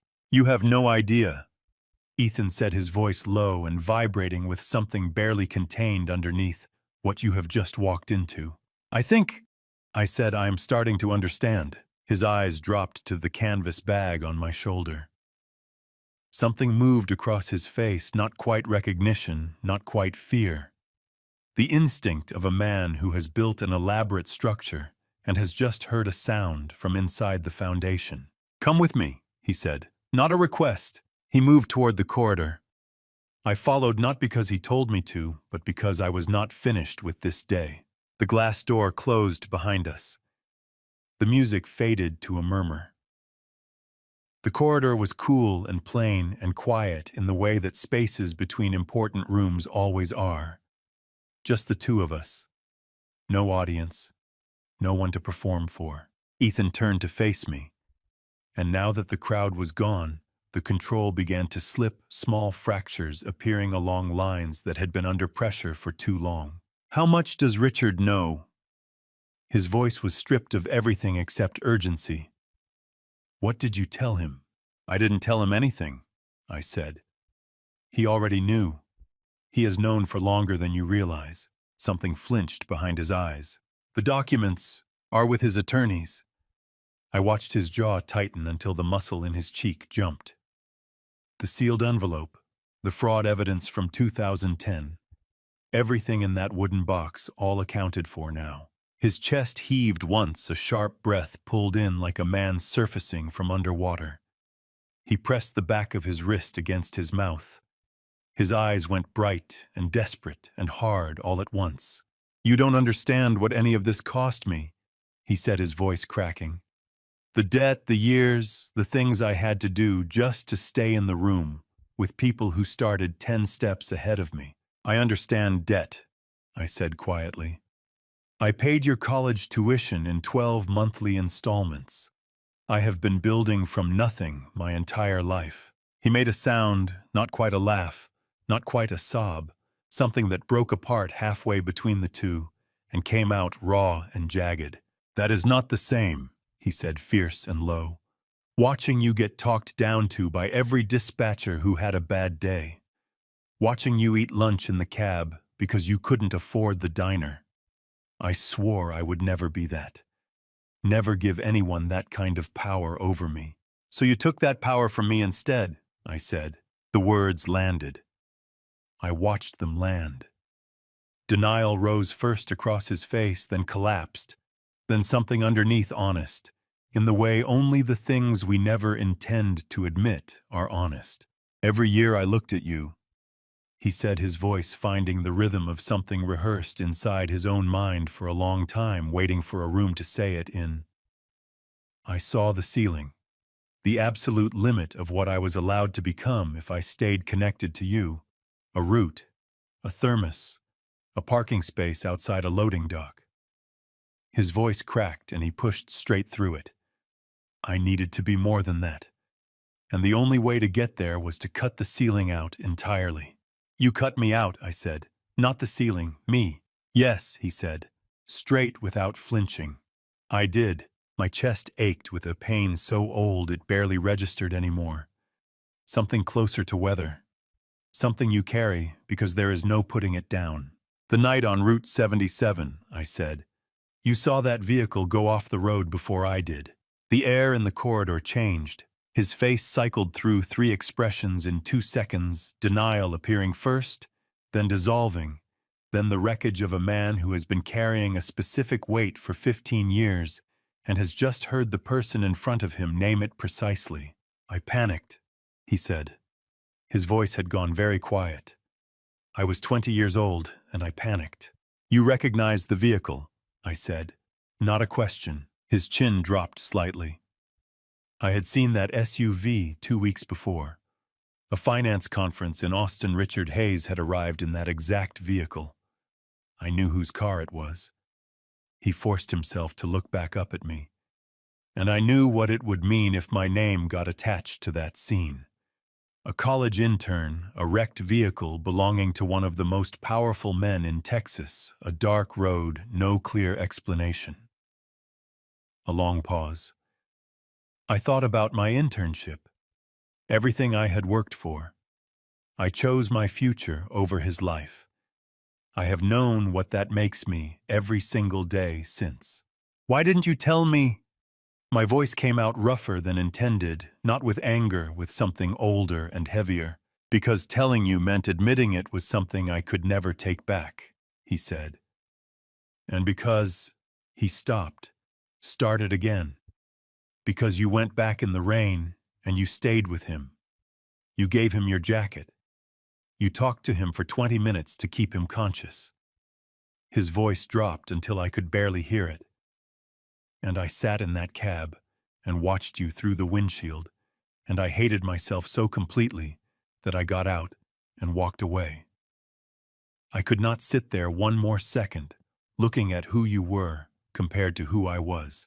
The string quartet started a new piece beyond the glass door, something slow and aching drifting through the corridor like it had been chosen for this exact moment. I looked at my son, 35 years old. Expensive suit, red-rimmed eyes, shoulders curved inward under a weight he had been distributing in the wrong direction for so long that his whole posture bore the shape of it. Ethan, I said, I know about the paperwork I signed in Dallas. I know about Marcus Webb. I know about the shell companies that you restructured the beneficiary rights on your investment vehicles by removing me from the chain as a living dependent. On paper, you made it appear I had no claim. I kept my voice level, not cold, level. I know all of it. He opened his eyes, dry and devastated past tears in the territory where a man simply stands in the full light of what he has done and lets it be seen. Then you know there's nothing left, he said. There's always something left, I said. The question is what you decide to do with it. I turned toward the glass door. Behind it, the reception continued, music, voices, hundreds of people living their Saturday afternoon. Where are you going? His voice behind me, rough, stripped, younger than it had sounded at any point in the day. To do what needs to be done, I said, and I pushed through the door and walked back into the light. Richard was already moving when I came back through the glass door.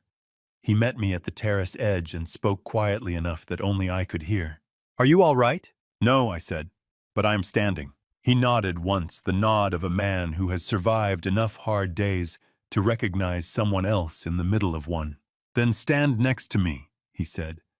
There is something that needs to be said, and I want you beside me when I say it. He moved toward the small raised platform near the center of the terrace. A staff member handed him the microphone. The string quartet brought their piece to a gentle close. The quiet spread outward in rings, table by table, conversation by conversation, until 300 faces were turned toward the platform. Richard simply began speaking. No throat clearing, no tapping the microphone. Just his voice and the authority that had been in it for 50 years. My friends, I want to tell you a story. It will take a few minutes, and I ask for your patience because it is a story I have been waiting 15 years to tell. Someone set down a fork. The small sound carried. 15 years ago, I was in a serious automobile accident on a rural highway south of here. My driver lost control in a storm. I was trapped, injured, and alone, and I believed in those first minutes that I was not going to survive. The terrace was so quiet, I could hear the bay against the seawall below. A truck driver stopped. He had no obligation to stop. He broke open the door of my wrecked vehicle, with his bare hands, pulled me out, and sat with me in the mud for 20 minutes until the ambulance arrived. He gave me his jacket. He talked to me the entire time, just asking if I could breathe, telling me to keep breathing. Richard paused. When the paramedics arrived, he gave his name, answered their questions, and left. He did not ask who I was. He did not wait to find out what would happen next. A woman at the nearest table pressed her fingers to her lips. It took me 15 years to find him, partly because he does not stay in one place and partly because certain obstacles were placed in the way of that search. His jaw tightened on the last sentence. But I found him this morning. He is standing on this terrace right now. He extended one hand toward me. Harold Bennett, a truck driver from San Antonio, Texas, 69 years old, 41 years behind the wheel. The man who saved my life and never once asked for anything in return. 300 people turned to look at me. My face went hot. My eyes burned. I gripped the canvas bag strap with both hands because I needed something solid to hold on to. Someone began clapping somewhere in the middle of the crowd, and it spread fast, genuine, like something that had been waiting for a place to land. People stood, table by table, outward from the center until the entire terrace was on its feet. My throat closed completely. My eyes spilled over, and I pressed the back of my hand hard against them and told myself firmly that 69-year-old truck drivers from San Antonio do not fall apart in front of 300 people. Through the blur, I found Ethan. He had slipped back through the glass door during Richard's speech. He stood at the far edge of the crowd, alone despite being surrounded by hundreds of guests. Victoria stood 10 feet away, watching him with quiet, total attention. His face was doing something I had never seen in 35 years. It was breaking. Not sharply, quietly, the slow, irreversible give of something that had held under too much pressure for too long and had finally simply let go. The applause was still fading when I moved, not toward the platform, not toward the crowd pressing forward to shake Richard's hand. I moved toward Ethan. He saw me coming and flinched quickly, controlled, then straightened his spine with visible effort. He thought I was coming to confront him in front of 300 witnesses. I could see that calculation happening in real time behind his eyes. I walked past him. He turned, startled. I kept moving back through the glass door down the corridor to a narrow window overlooking the kitchen garden. I stopped there. After a moment, footsteps. Then his voice, uncertain in a way I hadn't heard since he was very young. "What are you doing?" "Giving you a moment out of the crowd," I said. "Come here." He came. We stood side by side at the window, looking down at the rows of winter herbs, rosemary, thyme. Something dark green and orderly I couldn't name from this distance. His breathing was uneven, and he was working hard to control it. "I saw your face," I said, when Richard was speaking. "Don't," he said, his voice tight and raw. "I'm not going to tell you what it meant," I said. "You already know." He pressed the heel of his hand hard against his forehead, the gesture of a man trying to push something back into place that has come loose. "I spent 15 years building something," he said, his voice cracking at the seams. 80-hour weeks, lying, telling myself it was worth it, because one day I'd be in a room where no one could look down at me, where no one would see the truck, the thrift store suit, the loading dock. His hand dropped. "I finally got there. And then you walked through the gate this morning, and in 4 hours you did more in that room than I managed in 15 years, without trying, without wanting anything, just by being who you are." My chest ached with something I had no clean vocabulary for: grief and love, and something almost like pride, though not in myself. "Did you love her?" I asked.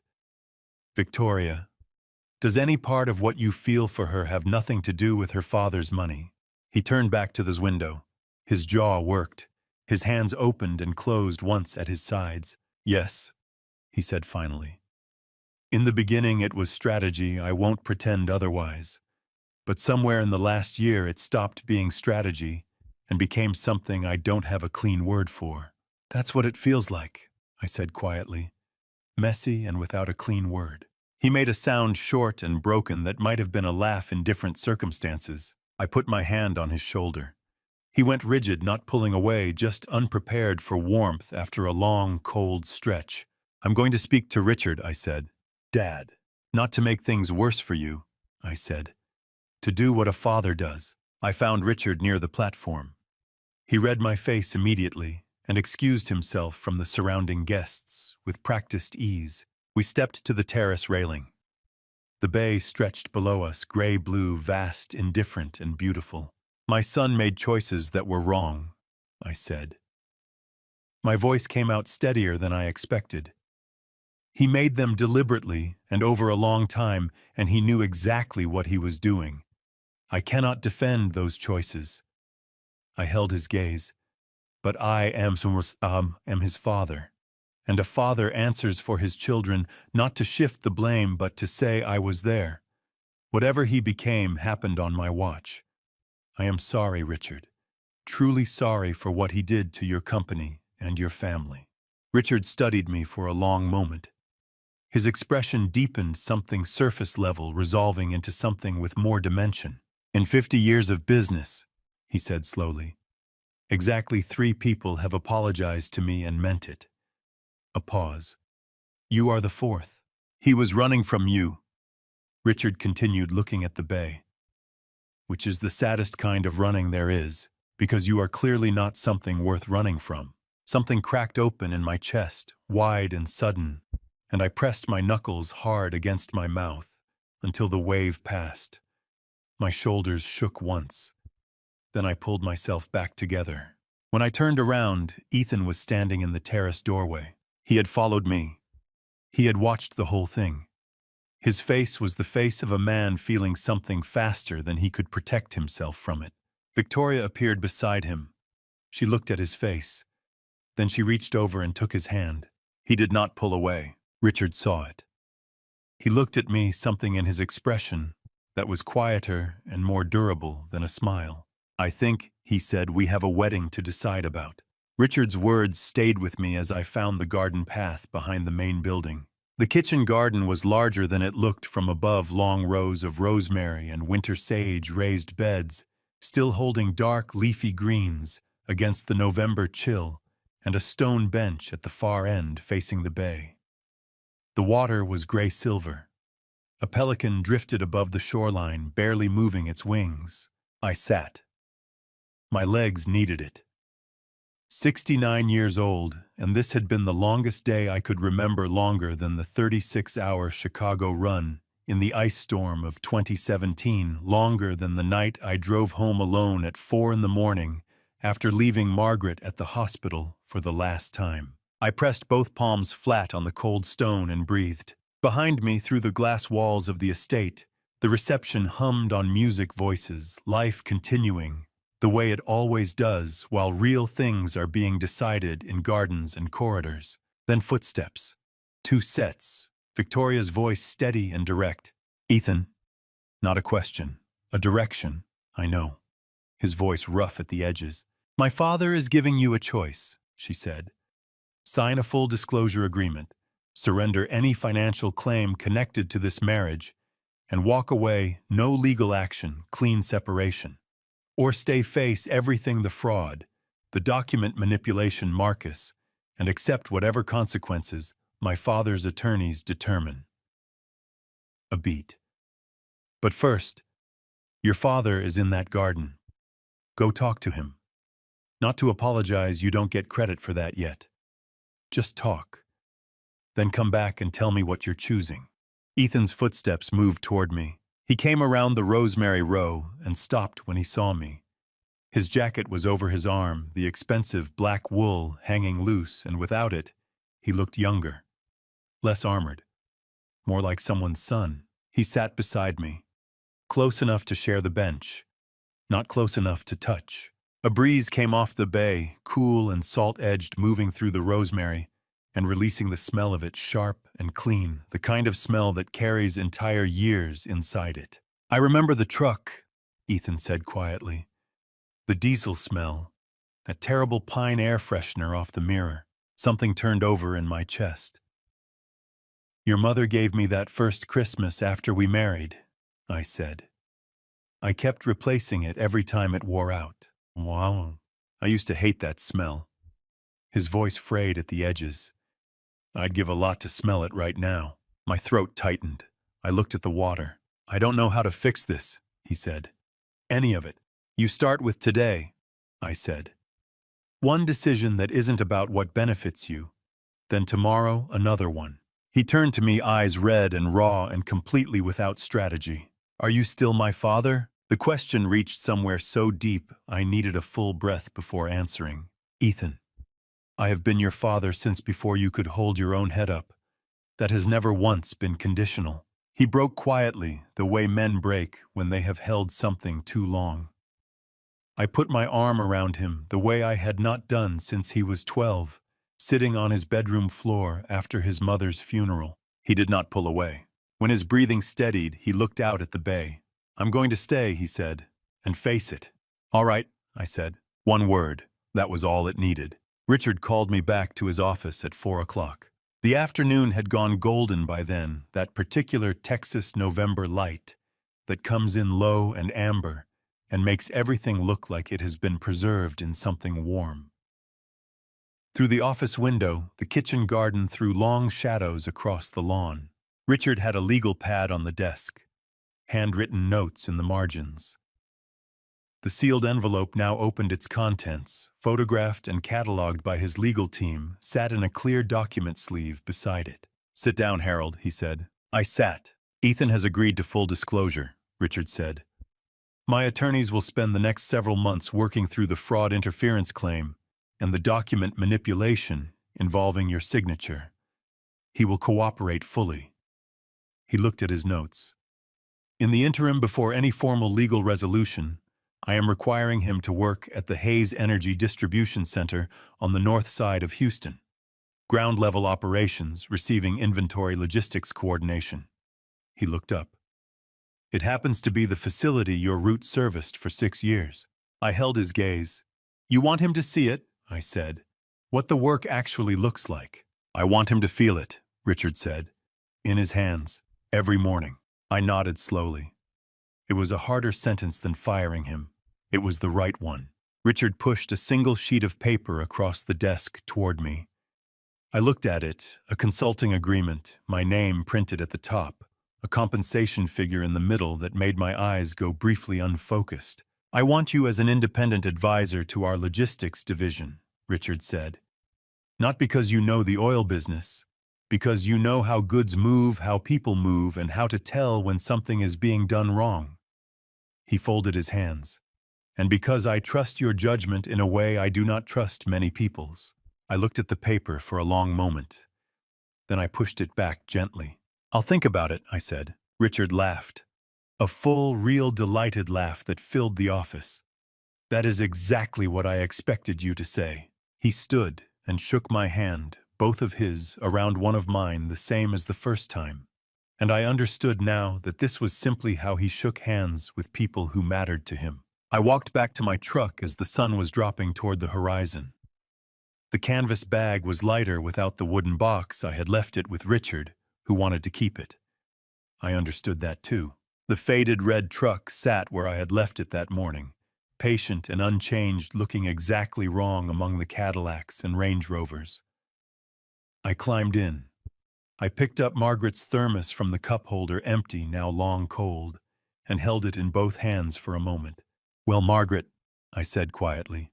It was quite a day. I set the thermos down, started the engine, and pulled out onto the road.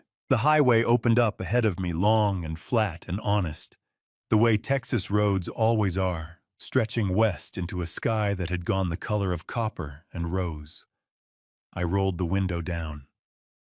The evening air came in cool and smelling of salt and distance and the particular freedom of a road that goes wherever you point it.